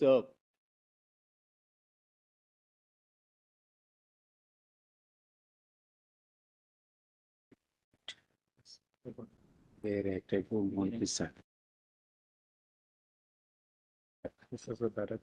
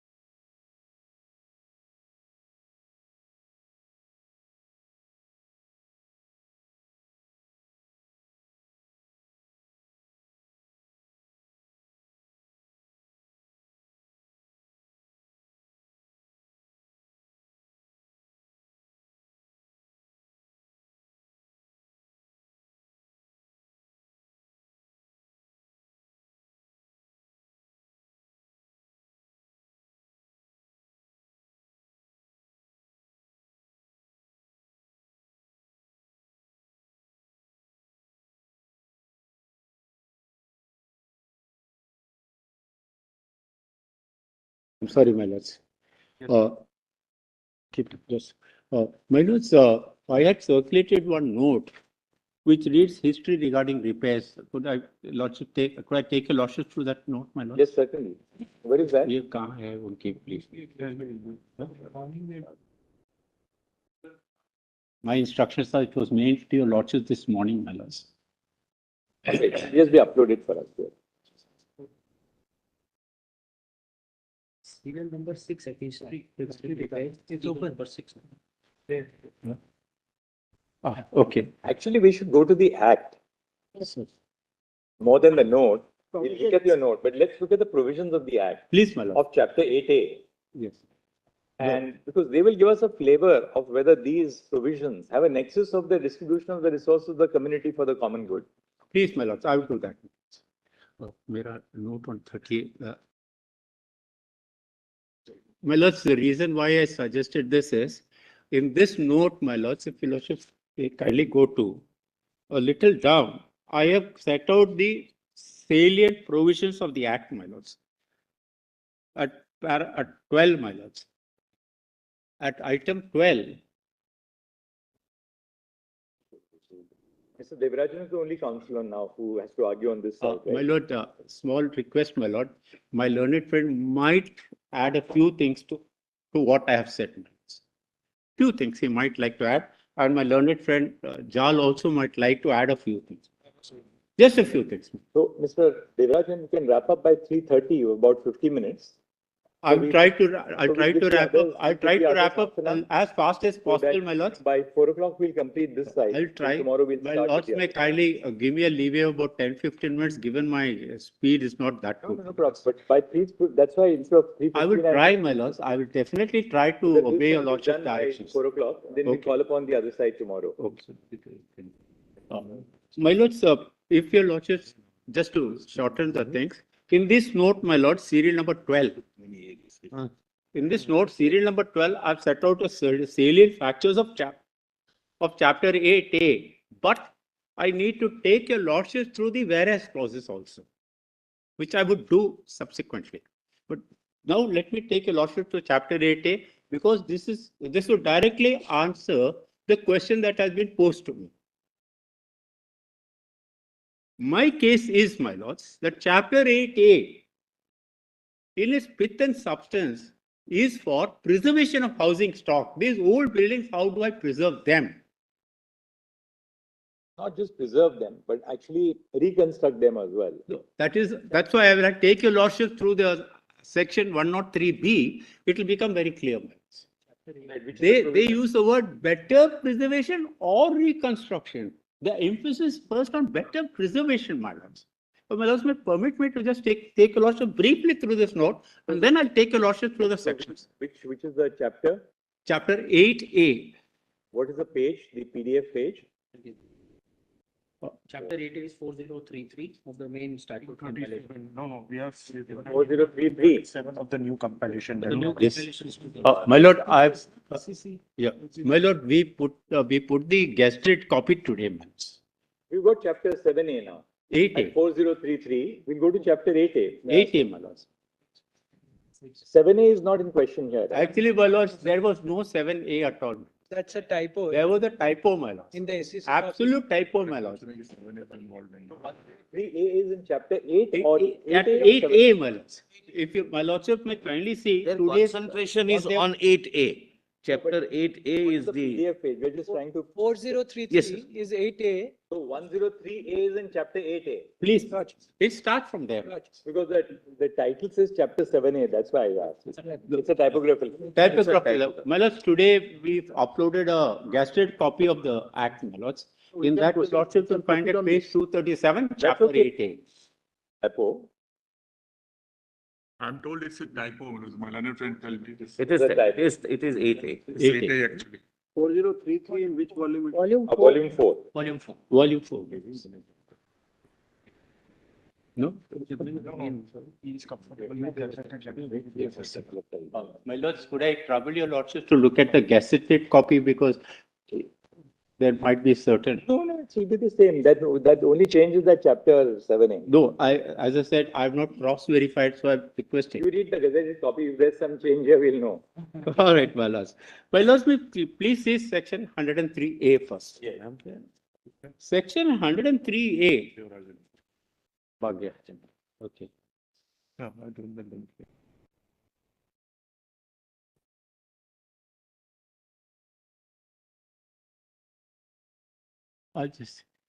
Section 103A states, my lords, that the chapter will apply to all buildings constructed prior to 1st September 1940. The proviso to that says two things. One, it says that the buildings should be predominantly residential. That is, more than 50% of the occupants must use it for residential purposes. That's the first point, my lords. The second point is, it should be a building belonging to category A. That is to say, other buildings are not part of chapter 8. It's defined in section 84. Chapter 8 is defined in chapter 8 under the heading for. And it's category A is in section 84 at page 4023. Correct, of the of chapter 8. Briefly put, my lords, the categorization was done like this, my lords. Buildings constructed prior to 1st September 1940 are category A. Buildings constructed from 1st September 80 till 31st December 1950 are category B. And buildings constructed from 1st January 1951 till the enactment of the Cess Act. There used to be a Cess Act before, my lords, called the Bombay Buildings Repair and Reconstruction Board Act, 1968. That till then, my lord, all those buildings were categorized as category C, and cess was being levied depending upon the category of building. That's in short, my lords. Here, my lords, may please see the first provision to section 103A. Provided that nothing in this chapter shall apply to any such building belonging to category A, if on the commencement of the MADA Second Amendment Act 1986, out of the total number of occupiers of such building, 50% or more occupiers are using the tenements or premises in that position for commercial or non-residential. In other words, my lord, even though cess could be levied on a category A building, these buildings, where it's predominantly commercial, would not fall within the provisions of chapter 8A. Then we come to the explanation, my lords. We are today, for our present purposes, my lord, explanation is not that relevant. What is relevant is 103B. 103B says, notwithstanding anything contained in chapter 8 or any other law, a cooperative society formed or proposed to be formed by under the provisions of the Cooperative Society Act, but not less than 70%. I would stop here for why I'm saying this 70%, my lords, is when I deal with 39B and the policy. When I deal with the policy and 39B, the policy of the state and 39B, what is the correlation between this act and the policy? If there is a policy, it should apply to everyone. We know this act is doing two things. It's not dealing with all pre-1940 buildings. That means to say it's not dealing with all dilapidated or old buildings which they consider to be dilapidated. It is only dealing with certain old buildings, whatever be their condition. That's the first part. The second point, as I said, is the trigger is 70% people wanting it. And what do they want? And why do they want it? They want it for one purpose. They say, my lords, may please see. They make an application, they make a written application requesting the board to move the state government to acquire the land. For what purpose? This is important, my lords. So go just a few also. They 4 lines below that section, my lords. In the interest of its better preservation, my lords have got that. In its better preservation or reconstruction of a new building in lieu of the old one, and intimate their willingness to pay the amount of such acquisition as may be determined under the provisions chapter, and to carry out the necessary structural or other repairs or wherever necessary. My lords, may please see, the reconstruction is wherever necessary to reconstruct a new building. I ask myself this question, Is this not a provision which deals with preservation of housing stock? If it's for preservation of housing stock, how are they referring it to 39B?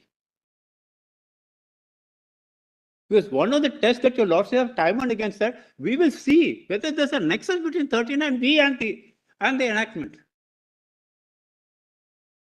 Here, I ask myself this question. No, it has the nexus with distribution because what happens is that instead in place of the ownership of the erstwhile owner, the property upon acquisition vests in a cooperative society. And that cooperative society represents the interests of all the occupiers. So as opposed to the property being concentrated in the hand of the owner, as a result of this acquisition, title is transferred to a cooperative society, provided 70% of the occupiers want to come together and form the society and express a willingness to pay the amount of the compensation for acquisition. If what your lordship said was the act. The idea is for the better preservation of the building, or if repairs are required, repairs, or where reconstruction is required, reconstruction. So the small aspect which I'd request your lordship to consider is there a transfer of ownership at all? Is there a transfer of control at all? Section 103C will explain this. Section 103C will explain the concept of what am I giving a cooperative society?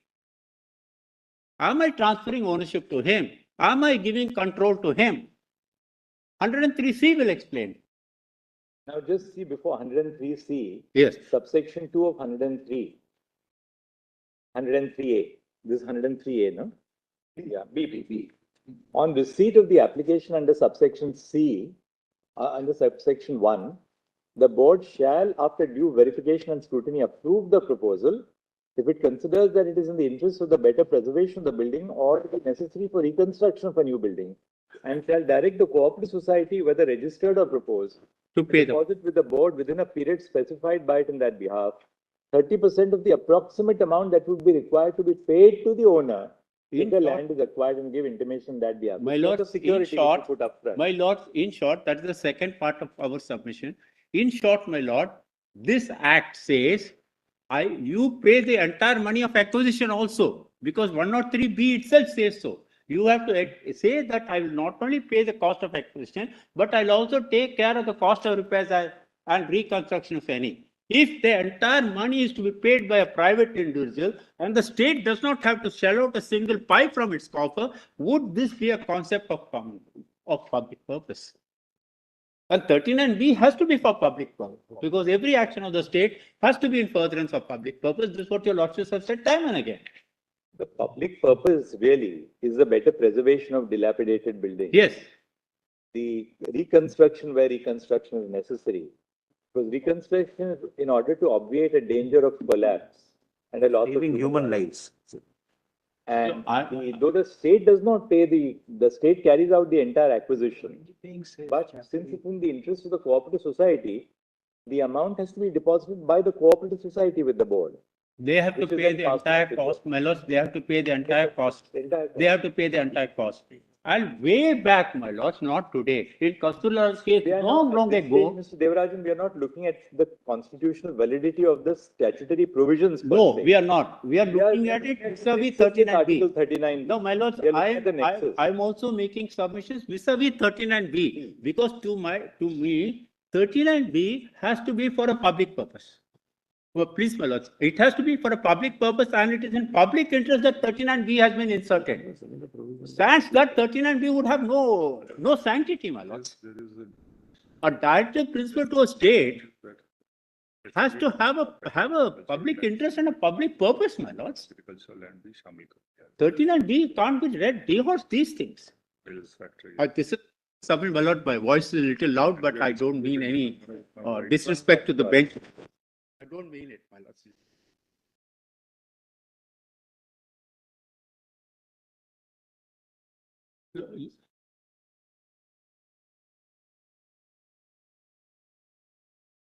very frequent visitor to the Supreme Court. My lord, I was practicing here till I reached a stage where I could not walk, my lord. Even today, I'm standing with great difficulty. Oh, we are. I got a hip bone replaced, my lords. I could not walk. I could not stand the winter. And so I had to migrate back to Bombay from where I started my life. But decibels here are astounding. That's what I was going I'm to sorry, say. my lords. Decibels here are astounding of some of your colleagues in the bar. Especially on miscellaneous days. Even if some lawyers are appearing virtually and they are on a mute mode, we can hear them. Sir, I could say the same about you also, sir. I've been hearing you frequently, sir. I'm sorry, no offense meant, sir. No offense meant. No offense meant. Sir, if I may continue, sir. So this act, we are not, sir, again, I'm saying, I'm on the question of control. We are not checking the validity of this act, only trying to explain what are its content, and we are going to see whether 39B can at all apply. We are not going to the validity of the act because I got other challenges to challenge this provision. I'm not on that. I am saying concept of distribution of control. Who has got the control? If I see 103C, the control is with the board, not with the society. If that society is given, it has to use it after reconstruction or repair for the same purpose for which it was using before. So where is the distribution? Where did you transfer the control? Secondly, my lords, if by chance one of the members disposes it off, immediately, my lord, that transaction is void, and the board will have a right to take back the property. Where is the transfer of ownership? These are the questions that are falling from the provisions of this act, my lords. So when I test this act, either on the basis that there should be a transfer of ownership or control, I don't find a transfer of ownership or control. Why? Because ownership and control is transferred to the cooperative society. My lords, one of the incidents of transfer of ownership would have the absolute right to the property. I don't have. I mean to the cooperative society. I don't have a right, my lord, because they say the moment I gift it, my lords, if I read section 103C, then your lordships would see how drastic that provision is. If that occupant gifts it, that gift is void. The property can be resumed. If the society uses this property other than what it was using before it was acquired, again they will resume. Where is the transfer of ownership then? If at every stage, whatever I do, you are going to have it. You have the absolute control over it. After the land is transferred to the cooperative society. Even then, my lords, that is what I'm trying. And subsection 7 of 103B says, subject to the provisions of subsection 6, the authority shall convey the land acquired under this section to the cooperative society of the occupiers thereof.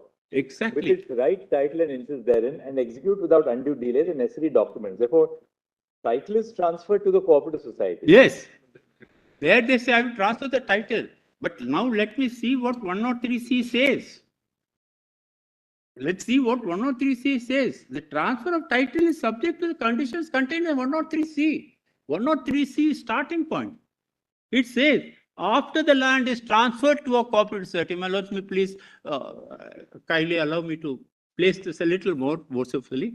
He says, after the land is transferred to the cooperative society, under subsection 7 of section 103B, which my lord the Chief Justice just now mentioned, what happens? The society shall use the same for the purpose for which it was used before the acquisition.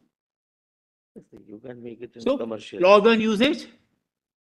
No, it's not a clog on usage. The idea is that look, if it was for My lord, if I am the owner, converted into a five-star hotel. Commercial.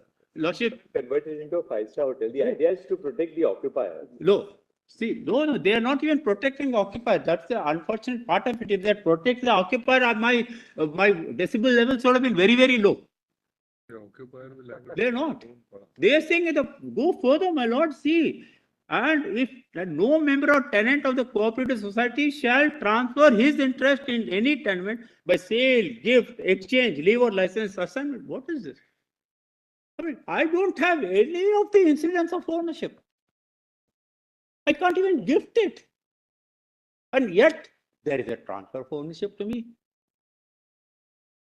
If this is the law, my lords, then I have to bow my head. I have nothing else to say on this. Okay. Okay, we'll take him to that only.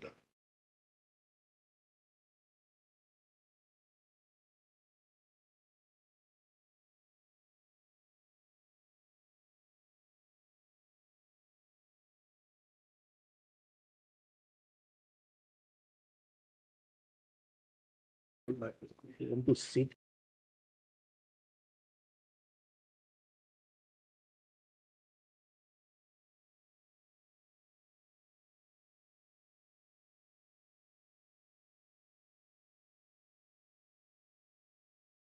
That. We'll all wish you a very happy birthday.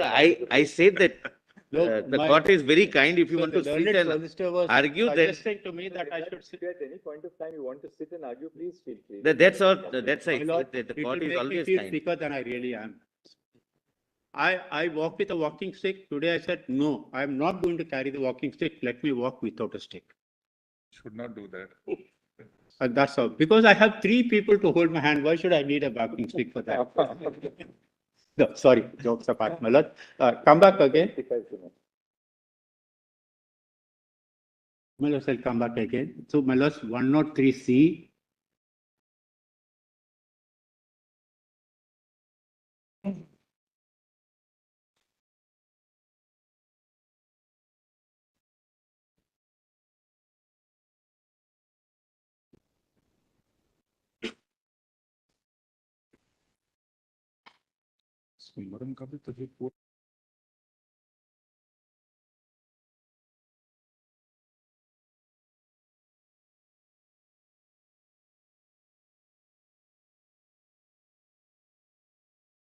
C, subsection 2 is a little this thing. It says, save as otherwise expressly provided in this chapter, and notwithstanding anything contained in any law for the time being enforced. You cannot do this. But see the embargo, man. The embargo in 103C2, and then sub 3, if a corporate search contravenes the provision subsection 1, out. It will go back. But Mr. Devarajan, see, 103 itself says that it will be used for the same purpose for which it was used prior to this particular step. Correct. So therefore, so far as the occupants are concerned, their occupancy right in that building, whichever way it comes up thereafter, is protected. So it is to protect the right of residents. could I make a small submission here, my lords? These are all people who are protected by the rent control legislation. Nobody can touch them or turn them out except by filing a suit in the rent court. Most of them have been living, and as my learned friend pointed out, there are people who are claiming tenancy rights in the state, in the city of Bombay, and practicing here. I don't take anybody's name. They are paying peanuts, my lords, for the huge premises that they are staying. So therefore, my only submission here is their occupancy rights are sufficiently protected by the provisions of the Rent Control Act.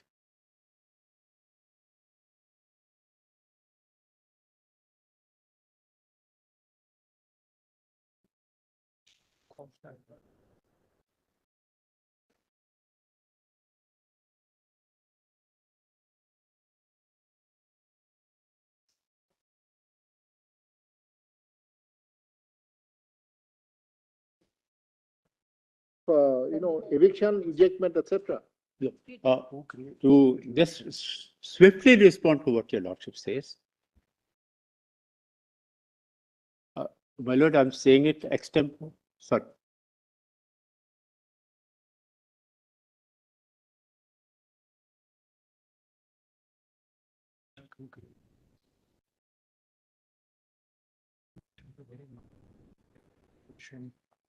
And the responsibility then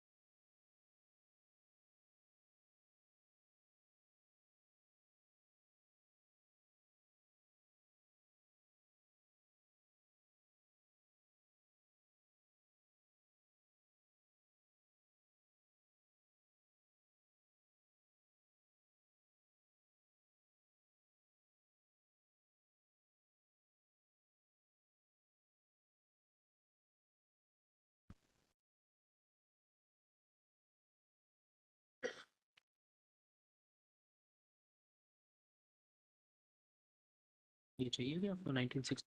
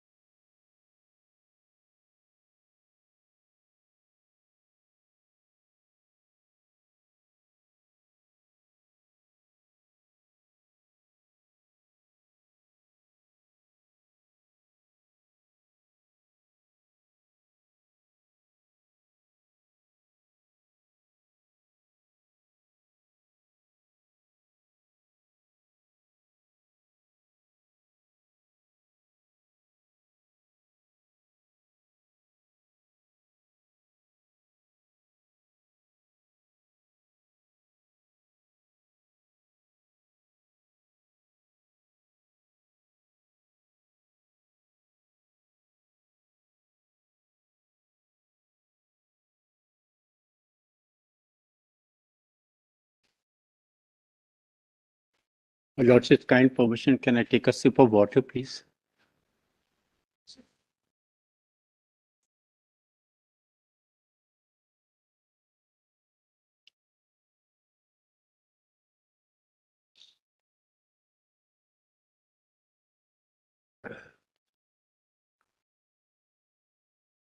Obliged, my lords. So what is the next provision you want us to see, Mr. Devaraj? Yeah, my lords, I just want to point out one more thing. For a long time, it was in my mind that what's wrong? If the landlord is unable to maintain the premises, then what's wrong in getting the tenants to do it? To this, my lords, I found two problems to that question. One is, there was a provision under the old Rent Act and probably even in this Act, my lord, that if the landlord is not, because earlier, the lordships would be aware, earlier the landlord could increase the rent after carrying out repairs. Even if he doesn't have money, he could borrow money and carry out repairs, and the tenant would repay that amount in pieces. Then they came out with an amendment saying that if the landlord is unable to do it, you carry out the repairs. And then you deduct it from the rent that you have to pay to him.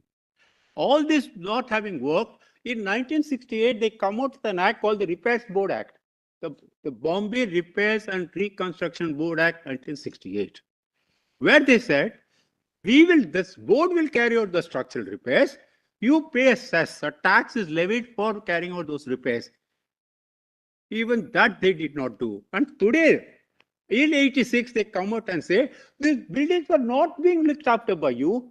They forget that they have taken the responsibility to carrying out the repair. They forget that they are taking money from the people for carrying out the repairs. If they have not carried out the repairs, today, they say in this act, if the lordship should see, this act, they seek to now, we might have committed default, we might have frozen our rents at 1940 levels, we may not have made it possible for you to carry out repairs, yet buildings have gone bad, so we will take property from you. Now, whether at all 39B envisages such a situation is a question which I request your lordship to kindly consider. I am a tenant myself, my lords, but still I am fighting for a landlord's just demand. That please don't deprive me of the property that my forefathers have brought into. And my lords would be aware that when the Cess Act came, there was a challenge done. And the report was recorded as to what is the status. This particular thing is for only seven wards in the Bombay.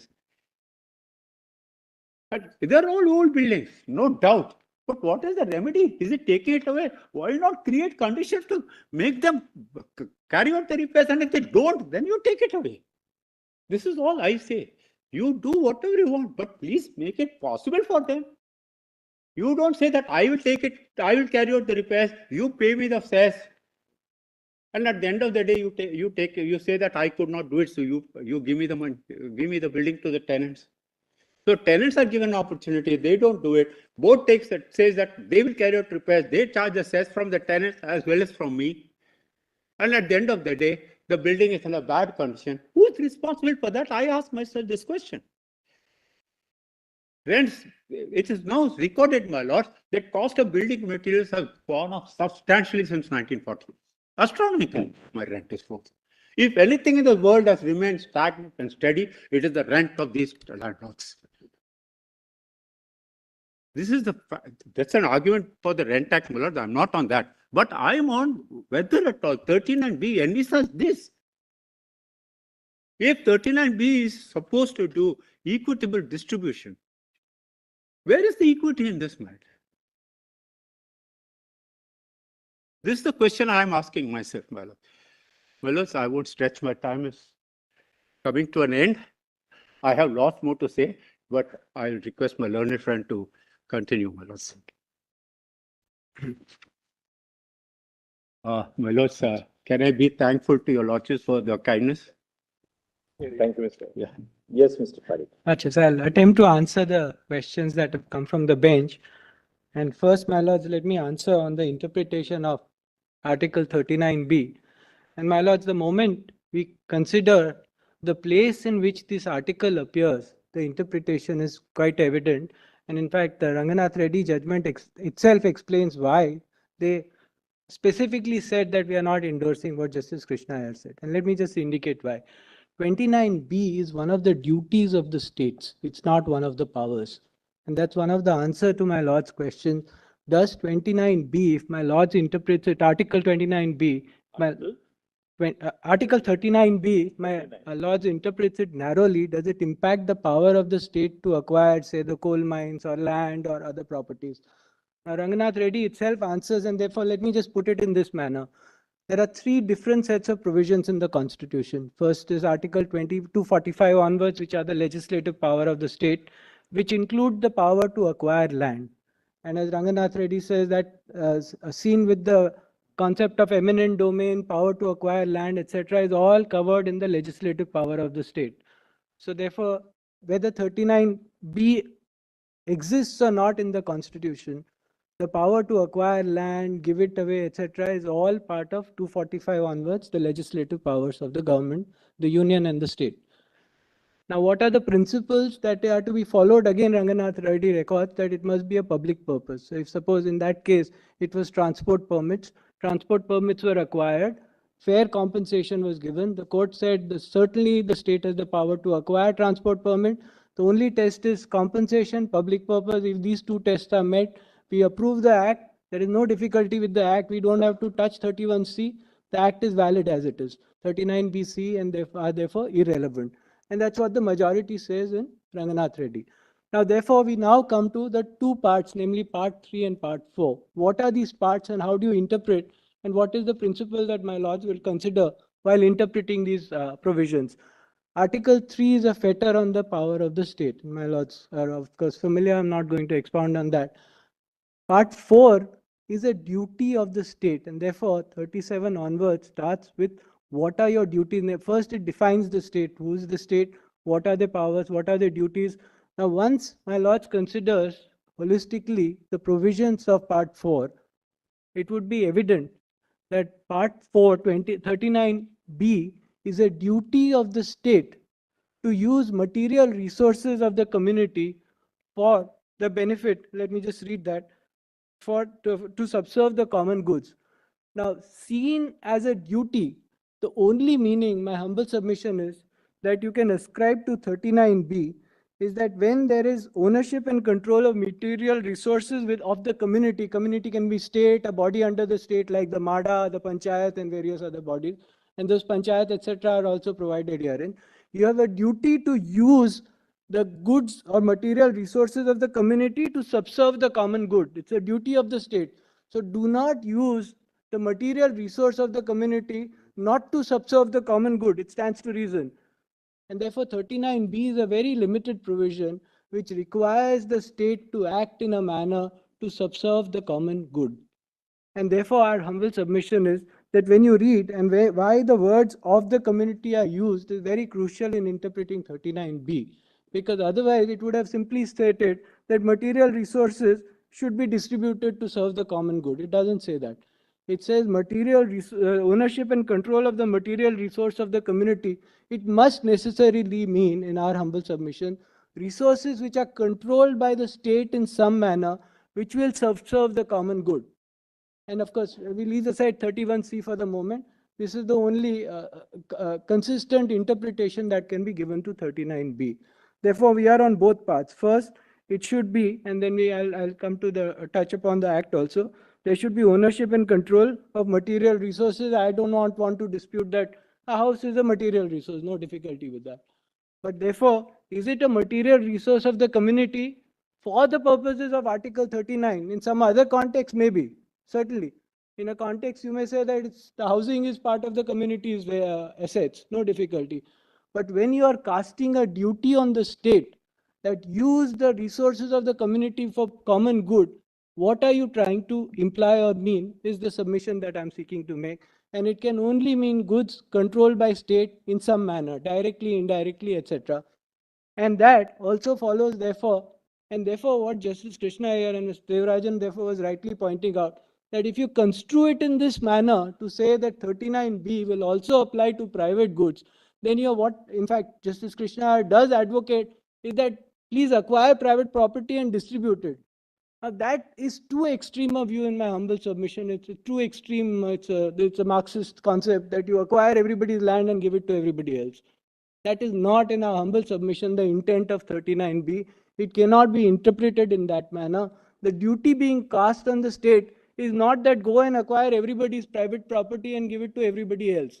That's not in our humble submission what 39B is seeking to achieve. One of the public purposes under the Land Acquisition Act Lordships. to give to acquire land and give it to the persons who do not have a site. Absolutely. Those who are landless in the sense to give them a house. I'm grateful, and therefore Ranganath Reddy says for that you don't need 31C, 31B, 31A, you don't need 39B and C. That is inherent in eminent domain doctrine because you can acquire land only for public purpose. If you acquire land, you acquire a coal mine, you acquire an estate, a jamindari, give it to the tiller, that's your power under 245. Nobody can take it away. In fact, according to material resources of the community must mean resources which are controlled by the state. I am deeply obliged, and that is the only meaning. Private property. That only meaning that would make sense, because if you forget 31C, capital C for a moment, that's the only logical meaning that you can ascribe to 39B, which is the duty of the state. The duty of the state is use your resources for public good. It is not to say that you please go and acquire everybody's private property. Purpose of 39B. Lordship. What if we read 39B like you want us to read? Lordship. Purpose of 39B. Lordship, there is. Purpose of 39B. Lordship. What is the purpose, if we understand? Lordship. To remove equality. Lordship. To have a fair, equal distribution. Absolutely. Even if 39B is not there. Lordship. Or Lordship. we agree with the interpretation you want us to agree with. Lordship. It does not include private property. Lordship. How will you escape 38 clause 2? The state will still have power to do what it can under 39B. Certainly. I have no difficulty. I am not at all suggesting for a moment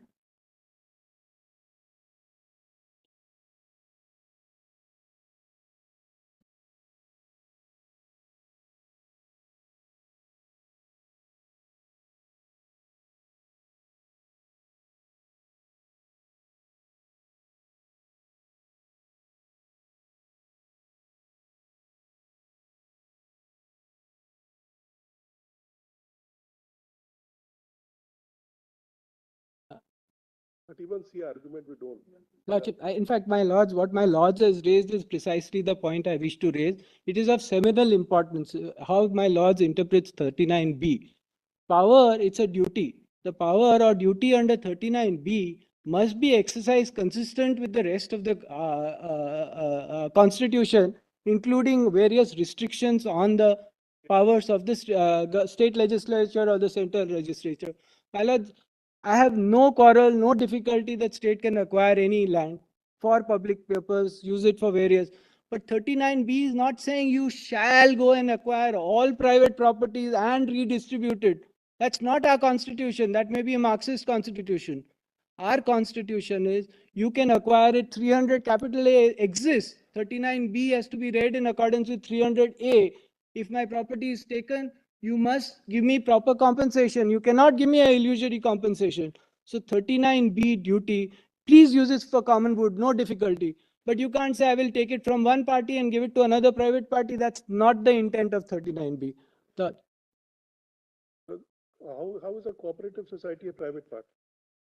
I'll come to the Act itself in a minute, because Act, there is Chapter 8 and Chapter 8A. In fact, 8A has come because of failure of the state. I'll just indicate that in a minute. So if we don't accept Lordship, the interpretation of 39B, which has been placed by Justice Krishna in Ranganath Reddy's case, Lordship, that would not render the Act ipso facto unconstitutional. No. It's just that the Act would then have to withstand the scrutiny of Article 14 and 19. I'm grateful. I'm grateful. That is all I was trying to say. That the power to pass legislation is there. It must meet the rest of the parameters of the Constitution, 14, 19, 21, 300A, and there are other provisions that we are relying on. Now, only benefit was under 31C, you have an additional protection. 14, 19 are out. 21 and 300A is still available. Now, that little protection goes away. That also, after Coelho, we don't know how your lords, my lords will take that view. What is the scope of challenge under 14, 19 also? That we'll see separately. But under only Article 31C, if 39B is sought to be subserved, only thing Article 31 capital C does is remove the challenge under 14 and 19. Rest of the challenges still remain. We say that you have no protection of 31C. Lordships. Because there is no nexus with 39B. Lordships. The law has to then meet the pass muster under Article 14 and 19. Lordships. The 14, 19 is Lordships, absolutely. But even without that, I still have 21 and 300A. And after KT plantation,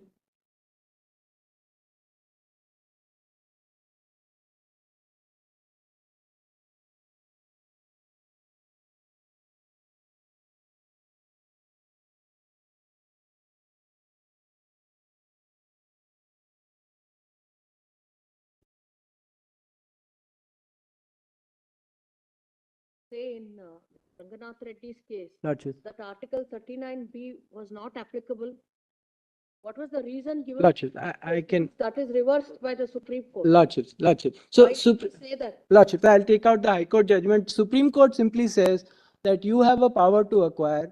That has nothing to do with 31C. You have to meet two requirements and two requirements alone. Public purpose, fair compensation. High Court, having upheld all this, should not have interfered. And that's the majority judgment. Therefore, my test of your power to acquire property will be 2 and only 2, nothing else. If you meet this, then all these 14, 19, 21 challenges fall apart. You don't have to go there. That's what the majority says.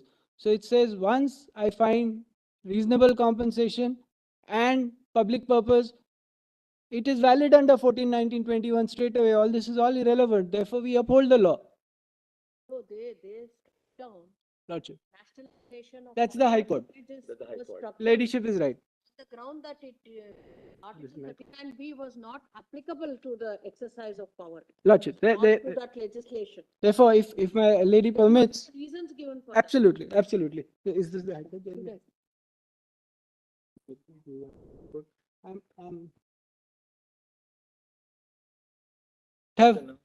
Anything else? No? Yes, just one more point.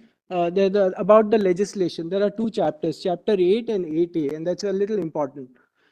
8, cess was imposed from 76 onwards by MADA. The board was set up.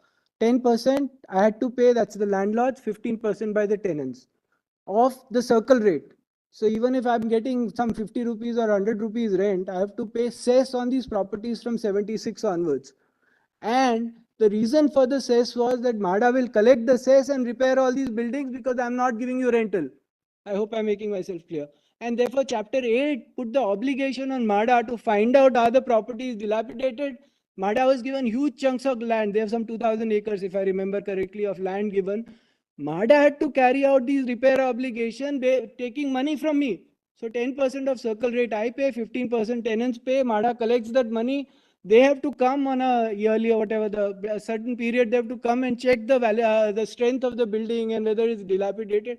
It was MADA's duty to repair and then give it back to the landlords and the tenant. MADA, and those reports are also on record, MADA comes and says we are incapable of doing this, although we'll continue to take the cess. That's why these are category A cess building. So they keep taking the money and say we can't do anything. And then they say, because I have failed, now I will give it to the tenants. That's what has happened. And now the requirement of dilapidated is gone in Chapter 8A. So any building, 70 occupiers may not even be tenants. Occupier definition is something also very challenging. Go ahead and say now whoever some trespasser is sitting there, he's part of 70%. He'll come and say, I wanted your building. You spent a lot of money despite no rent. You kept it up. It's in great shape. But I want it. I will take it. That's Chapter 8A. My lords, in fact, the purpose, if 39B there was a purpose, Chapter 8 satisfies that. Namely, MADA has to spend money which they recovered from us to maintain the building. That would be public purpose, no difficulty. Now what they're doing is we are incapable. They have given a report saying we are incompetent and incapable, and I mean, my word's not there, but they effectively say that. And so therefore you allow them to take over. So that's the situation. Therefore, Chapter 8, I can understand, says subserve public purpose, we will repair if the landlord is not doing. And this whole situation is created by freezing the rents. Now, if you give me freezing, even if you froze the rent, if at least you had given me the ability to raise the cost of my repairs, I would have carried out. You block me in every way, then you charge me cess. So I'm getting almost nothing by rent. Then I'm paying 10% of circle rate to the government for repair of my building, and then you say now repair or not, let the tenant take it away. Now, can an act of this sort be protected by 39B? My submission is no. 39B has to subserve the public good. Public good will be, Lord the Chief Justice mentioned, if you want to protect buildings, I understand. Now, does 8A say that only dilapidated buildings will be taken over? No. They say any building that the 70% of the tenants want. Now, therefore, it doesn't even subserve any purpose. What is happening is just unfair. For 85 years, my rents have been frozen. I am obliged to keep my building in maintenance and good repair, but I'm not allowed to collect the money. And in addition, I have to pay the cess. And MADA says, I can't repair it, so now give it away. Now, these are all hard-earned money. All the reports, in fact, when we go to the smaller bench, 5 judges or wherever my lord send us, we'll point all this out. Their own report says, most landlords have put every bit of their hard-earned money to make their house. They were relying on the income of this house to sustain themselves. Most of the landlords, specifically these buildings that we are concerned with, none of them can fend for themselves. In fact, the landlords here are the ones who are poor because they do not have even access. Yeah, but I said this is what I'll be arguing, so I'm entitled to say that. So therefore, I'm submitting that we will be submitting that in fact the 39B purpose is not subserved in any way. This is your, so to say, conduct, and if I may use the word politics of the state, that has created this situation where you're punishing me for your own failures. You are unable to, and there are the presidential assent that the respondents so strongly rely on. The presidential assent says, I'm giving you this assent on the assumption that you will raise rents in future. This honorable court in Malpe Vishwanath Acharya said that you will raise rents in future. There is a model, the union government, the parliament has passed the Model Rent Act, which says over a period of time for these old Rent Act provisions, over a period of time, the rents will be increased so that over 10 years, 5 years, you bring them in line with the present rate. Now, making this MADA, it will be completely unconscionable to allow a law of this sort where the failure is of the legislature not taking care of the situation, not taking care of the problem, and their own default they want to correct by taking away my property. That's the situation. Can it at all be covered by 39B is our submission. And therefore, once you see 39B in the context, namely Directive Principles, obligations of the state. These are not my obligations, they are your obligations. And you're in breach of your obligations under Chapter 8. And having failed in your duty to maintain these buildings, now you can't trust Chapter 8 and say now you 100 times monthly rent, not even yearly rent. 1 month's rent, 100 times, so 50 rupee rent, give 100 into 50. Correct. Rent is of 1940, I'm obliged. You pay 100 times 1940 rent, and we put all the wholesale price index, etc. The prices, just the inflation has gone up more than 1000%, 1000 times or something. And of course, the rental prices have gone up. And this is in fact, and my lord, the Chief Justice, I had to respond to your question. All the reports of the government, respondent state governments say that in fact, all these provisions are the one affecting the housing stock in Bombay. Nobody is ready to build, nobody is ready to maintain, nobody, more supply is not coming because you've created a situation which is unsustainable. So to answer the question, and of course we'll take that later, but to answer the 39B question also, these acts, these which are under challenge, are the cause for the problem, they're not the solution. In fact, if they act reasonably, make proper changes, etc., the housing stock will increase, the tenants will have the money, landlords will have the money to repair them, keep them in good repair as they do it in other places. And therefore, just to summarize and conclude, my lords, our submission is 39B must be seen in the context of the entire constitution. I have all various other rights in the constitution. My land can be taken over in certain cases, no difficulty, but you must comply with all other requirements of the constitution. By this method of 39B, you say, now I want to distribute your land to some other private party and I've taken it. That's not the interpretation that a constitution like ours can sustain. It must be, it may be in a Marxist constitution, certainly, you take everybody's land and make it a communal land.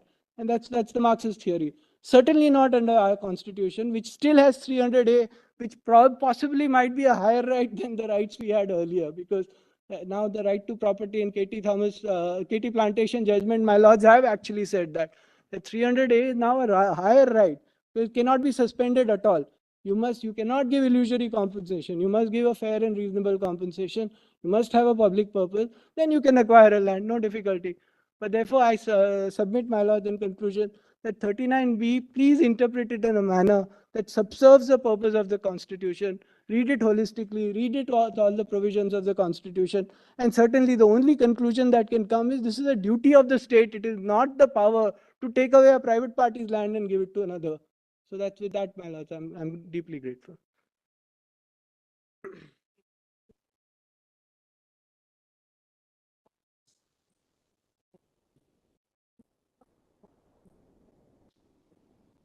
So we'll say what?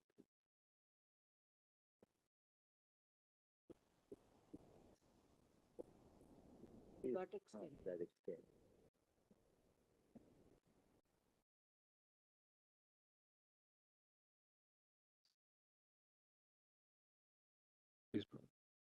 Lord, before we had divided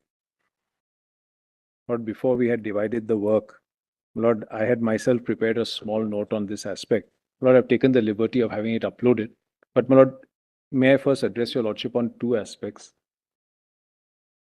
Yes. Or may I address your Lordship on two aspects before going there? But the first is I want to make some arguments in support of what my learned friends have said. Lord, the second is I want to argue a point on demurrer.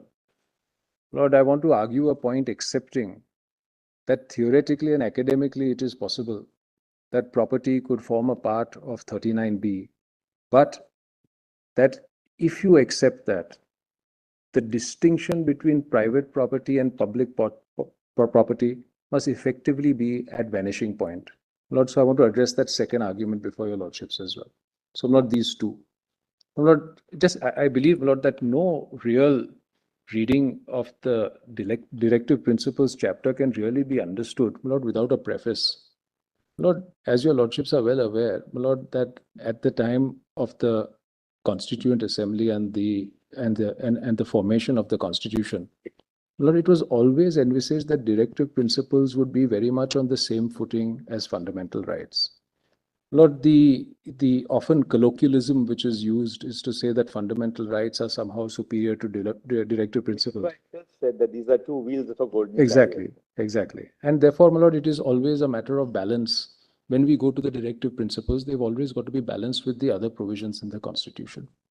But I think it is also important to remember, Lord, that till 1978, we had the entrenched fundamental right of property, Lord, which was in 19(1)(f), Lord, and 31, which took into account the concept of eminent domain, Lord, that if property is to be acquired, it could be acquired, Lord, only for a public purpose and upon the payment of fair compensation. Now, Lord, that came to be deleted for entirely different reasons, Lord, in 1978. But when your lordships look at 39B, in my respectful submission, it is important to bear in mind that that is how the Constitution first looked. So on the one hand, we had the right to property. On the other hand, we had what was undoubtedly a social charter in the need, to my Lord Justice Dhulia's point, to alleviate inequality and to distribute property. And any construction that we arrive at of 39B, in my respectful submission, must take into account this context. I'm not having said that, Lord, may I request your lordships just to see the section with me for a minute. Lord, I just want to point out to your lordships that there are three material parts of the section. But the first is what is to be distributed. Lord, is the ownership and control of what is to be distributed. Lord, is the ownership and control of something else. So there are two particular indicia of that something else which is to be distributed, ownership and control. And what that is one compendious composite expression, the material resources of the community. Not the latter part is that the distribution is to subserve the common good. But that's not so important for the purpose of the current reading. But Lord, it is my respectful submission to your lordships that, Lord, on my demurrer argument when I address it, that my Lord the Chief Justice, Lord, was not entirely wrong. Lord, I think, Lord, it would be futile and academic, Lord, to try to oppose a conceptual argument that it is possible that private property can be introduced into the concept of material resources of the community. But the real question to my mind is, what is the nature of that private property that will fit within this compendious expression, material resources of the community? But we know that it must have certain characteristics. Because it must be material resource, and Lord, I have some definition to show your lordship of that, and it must be of the community. So, Lord, my learned friend's point, Lord, my learned friend's fees from today's appearance, your lordship said distributed through taxation, separate provision for that, Article 265. When my lady spoke of land acquisition, separate provision from that originally. Lord, and interestingly, in Bhim Singh Ji's case, Lord, there was a challenge actually to the Urban Land Ceiling Act. The challenge was on the 39B grounds, and actually it was negative on the grounds that the 31C protection was available on the ground of 39B, as I'll show my lady also from the High Court. Actually, Justice Untwalia's judgment refers also to the challenge in the High Court, which I'll just show my lady in a minute or so. But not to come back to this point. What if we acknowledge the fact that private property can fit within the expression material resource of the community, it must satisfy all these requirements. It must be private property which has the characteristic of being a resource, and it must be a material resource of the community. Now, my Lord, having said that, my Lord, may I show your lordship my note? My Lord, I've made some submissions in my note, and Lord, please bear in mind, my Lord, my note was slightly focused on a different point, and that's reflected in the chapter, but it really addresses this point. Lord, Lord,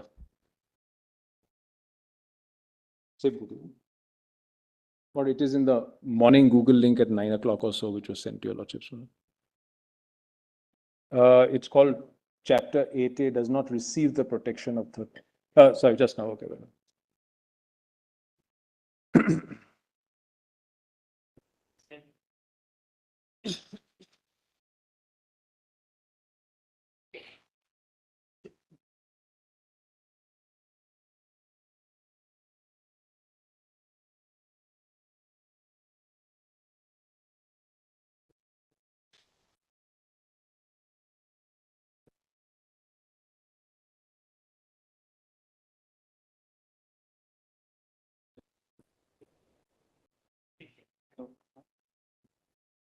Okay.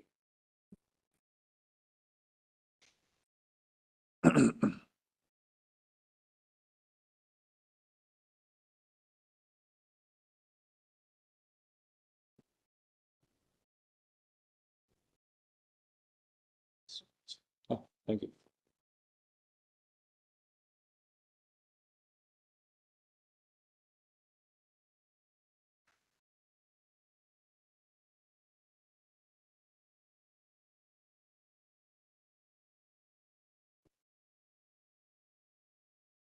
Your Lordship, have it.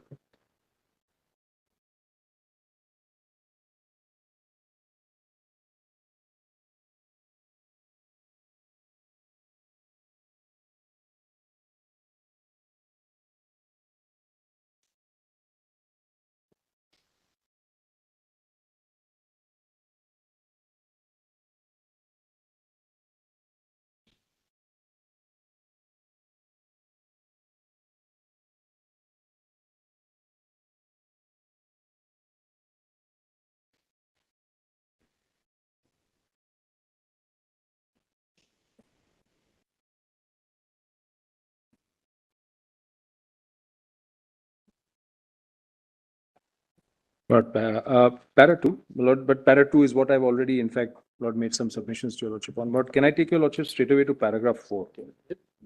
Yes, please, Lord.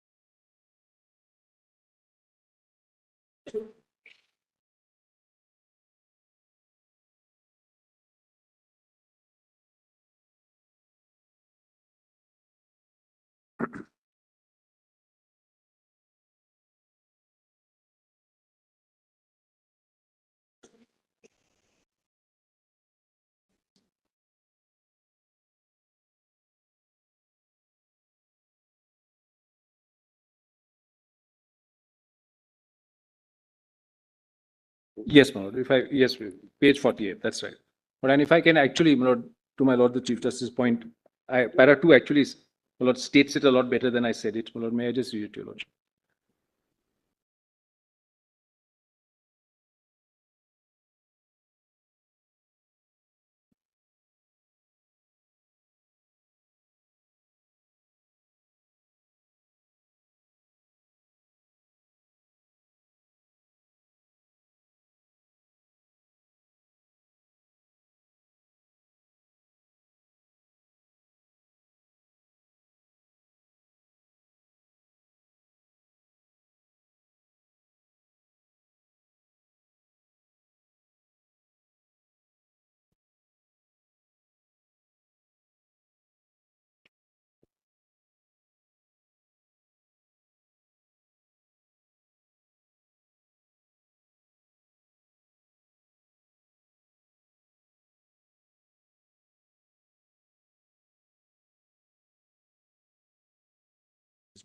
Or paragraph?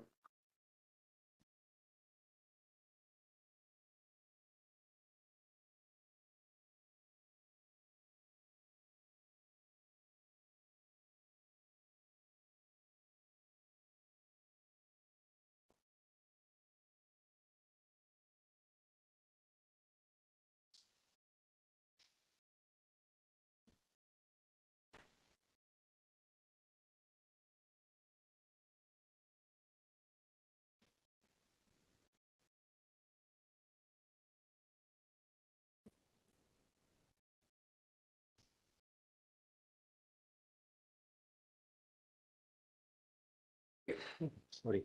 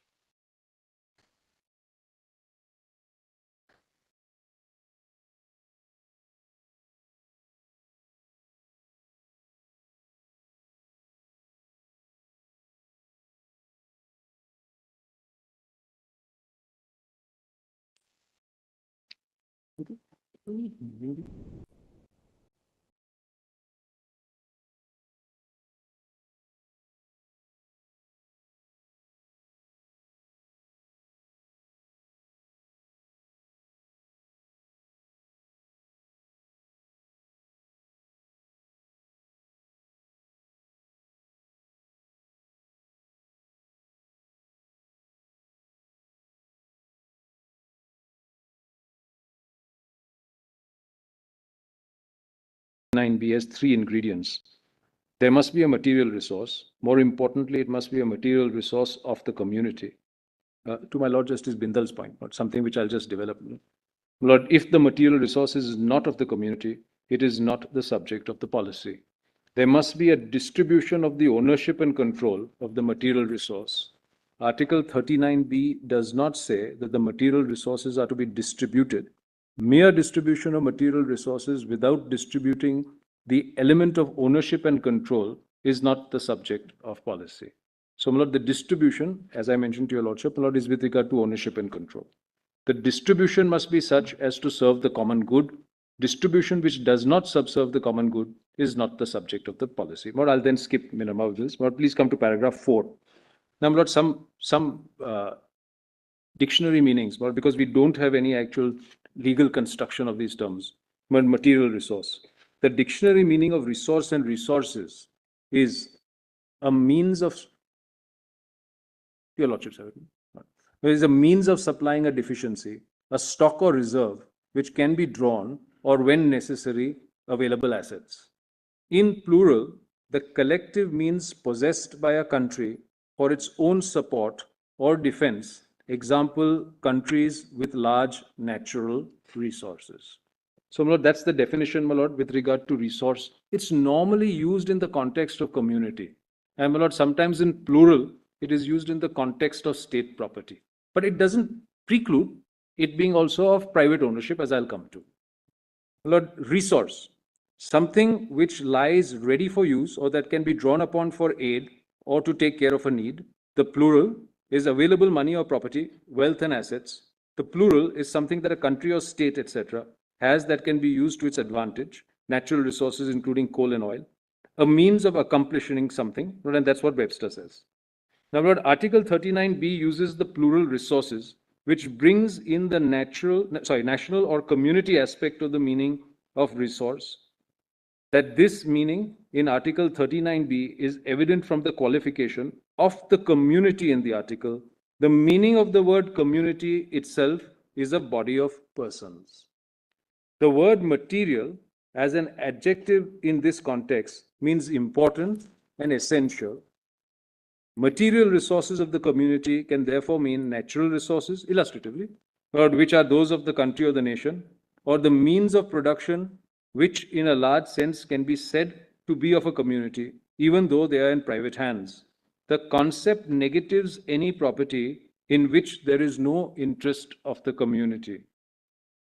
Lord, in Karnataka and Ranganath, Lord Justice Krishna Iyer cites the meaning of resources from a dictionary, from Black's dictionary, and says this: Lord, money or any property that can be converted into supplies, means of raising monies or supplies, capabilities of raising wealth, or to supply necessary wants, available means of capability of any kind. This definition is no longer found, my Lord, in the dictionary. It's not available. By itself, this definition cannot be applied to the concept of 39B, as it does not bring in the interest of the community as a resource. But then I've cited, my Lord, the observation which your Lordship already read. I pointed out that it has been followed elsewhere. And my Lord, in 4.10, Lord, what I've said is this, my Lord: this formulation of material resources is too widely stated. Private sources of meeting material needs are not material resources of the community. Not everything of value in the world is a material resource. The Constitution does not embody a political or social theory that because the individual is a member of the community, his resources, however small and humble, are necessary part of the community. So, my Lord, that is, my Lord, an interpretive argument, my Lord, based on this aspect of the matter. Lord, just one last point that I have for your Lordship.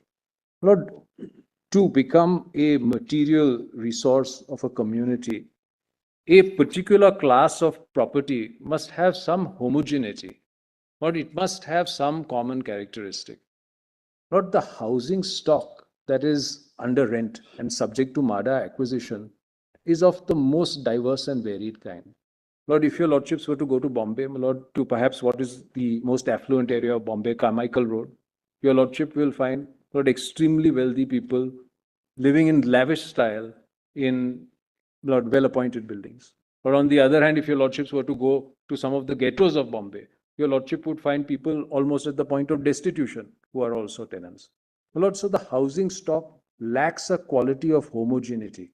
But it is not possible to say that in every case, the housing stock, which is the subject of acquisition under 8A, can have a homogeneous nature, and therefore, in my respectful submission, can never fall within the definition of the material resource of the community. I'm obliged, Your Lordship. Thank you.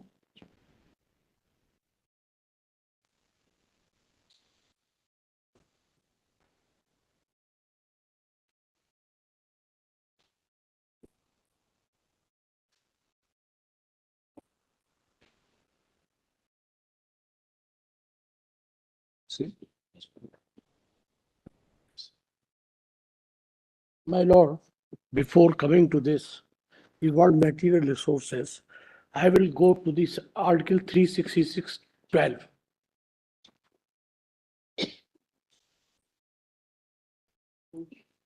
Goods, where the definition, because if we have to enlarge the definition of 39B to include everything, which will include a good also, all material, commodities and articles. It means by way of this interpretation, all material resources are different than the goods.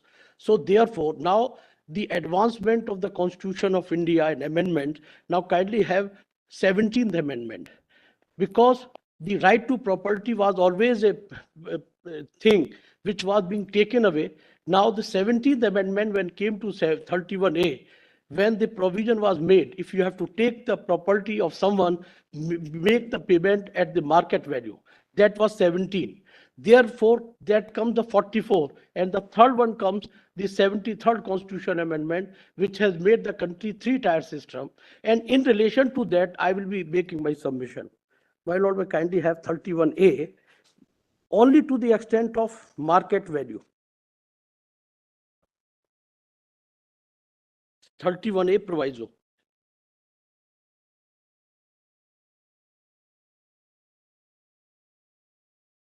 Provided further where any law makes a provision of acquisition of a state,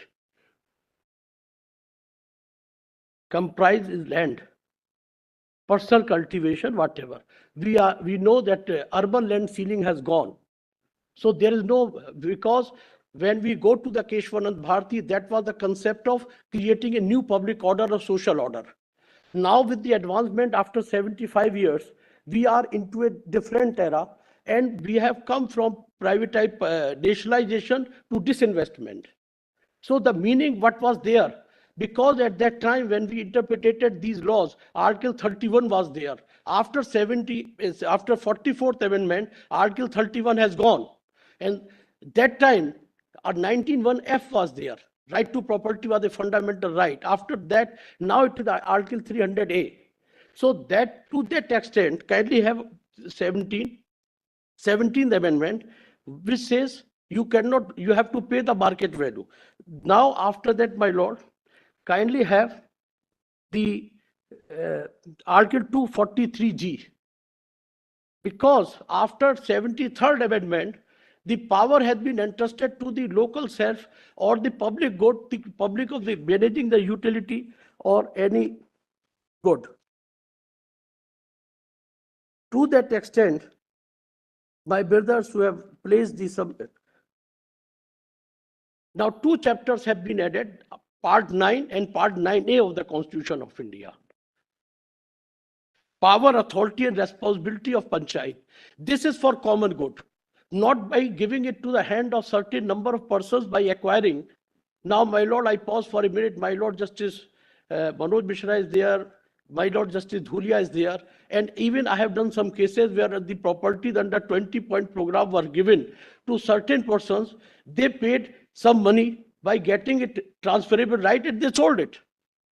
This is the hard reality of the era. Kindly have power, and I'm coming to these 2 A or B, subject to the provision of the Constitution. The legislature of a state may by law endo panchayat such power and authority may be necessary to enable them to function the institution of self-government, and such law contain provision of devolution of power and responsibility upon panchayat to appropriate level, subject to such condition as may be specified therein. Preparation of plan for economic development. This is 39B. And social justice. Second part, implementation of a scheme of the development.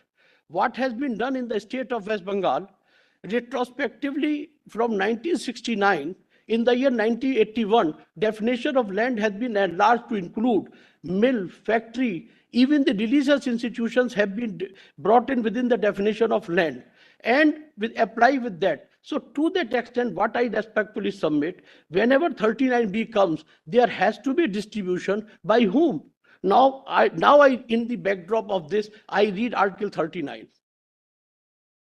And then I will come to the Schedule 11 and 12.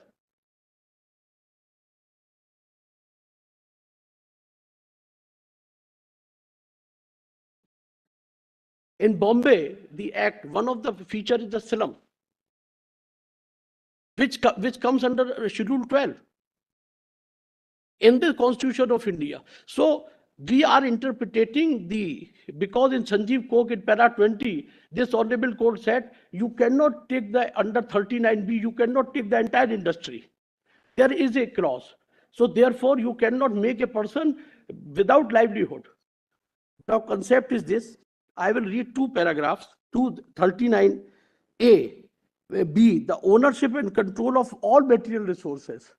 If the material resources is a good, then the material resources is something different, which is to be used for a common public, for a common larger benefit and interest, not for the merely purpose of living or housing or just for the purpose of making the social standard. It is something very, very, very big step, which has to be, because at the time of the nationalization cases, certain companies were in the hand of Britishers. What is the point that you are trying to? I'm thinking now what I submit. Number one, material resources is a word which is to be used in a very careful manner to include only the resources which are essential to the society and not the private properties. That point has been made. Now, 2, concentration of the wealth. Concentration of the wealth, not by taking away the right of a private person, depriving his right to livelihood and give it to someone else. Applying the ceiling limit or applying a house or taking away the right of a livelihood of someone, the concentration, suppose in the West Bengal, the ceiling limit has been imposed with effect from 1969. Now, after that, the ceiling limit with the retrospective effect, our houses and property, mill, factory, everything is being taken away. So that to that extent, in that context, what is the concentration of the wealth? Now, in my written submission, I have dealt with the definition part. I leave it to that. Now, second submission, which I am going to make, my lord, 300A, right to life, with the right of livelihood, and 300A, because now it is a constitutional right. Now, constitutional right is a right after the advancement of so much of the jurisprudence of the property, it cannot be taken away on the name of merely concentration and applying the yardstick which was in the year 1971 or 72. For that purpose, I merely read 1 paragraph from Sanjeev Coke. What is the point that you are making now? Now, the concept I am making, this honorable court never approved that the state has the power to acquire everything at their own. 39B, rider came in Sanjeev Coke. The Learned Council, page 2317. The Learned Council submitted Article 39B would be attracted if the industry as a whole is nationalized, not if only a part of industry. According to him, all the coke, own plant, whatever, they existed to be nationalized. but no privately owned property. We are unable to see any for the distribution between public, private and joint sector range of any nationalization state policy inherently inappropriate subject. Scales of justice are not designed to weigh competing social economic factors in such a matter. Legislative wisdom must prevail, with the judicial review must abstain. To that extent, what I respectfully submit,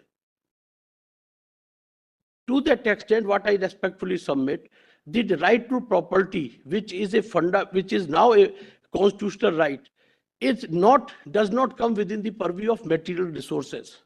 That is my submission. Property is not a material resource. Property, if owned for a livelihood, if a person is having a property which is not for livelihood, other than for livelihood, there has to be a distinction between a livelihood of a property and a property which is not for livelihood. Suppose in Bombay, I have one house and that house has been taken away. That will not be for the purpose of common good by depriving me from my right of livelihood. Can be. Suppose if you have a house for 200 acres, then it will be taken away. My lord, house for my right to livelihood, then Article 21 survives. For equal distribution. For equal distribution, then the law has to be there that nobody can have a house of more than 50 yards. Equal distribution, including me, not by taking away my right. Thank you, Mr. Sharma. So tomorrow morning, we'll start with the Learned Attorney General. Tomorrow morning. Lordships, if I may just have 10 minutes of your lordship's time. Sorry. Look, we just want to make very brief submissions tomorrow morning, 10 minutes between the two of us. All right, 10 minutes in the morning, and then We'll share it. Great. The notes and compilations sent by Mr. Andarujana and Mr. Devarajana are without volume numbers. So please make sure that you put them all together in volume numbers. Otherwise, we'll never know. You can actually put yours as give them specific volume numbers and then share it with the other side, so that they will also know. By Lord's kind permission, because a lot of what we have written, we have been asked not to get into it. Can we edit them and send it to you, my lords? Because see, we have gone on the basis that 31C we could argue. Lot of matters are related to 31C. Now we have not been allowed to argue that. And but do it by the evening today. By 8 o'clock in the night, give it to the court master. Good morning. And you can send a message to the court master when you have added it. Otherwise, he doesn't know that you have added it. I'll do that. Right? So by 8 o'clock, make sure all the edited compilations in volume wise are available with the court master. Please. Yes, certainly, Mr. Grateful. Obliged.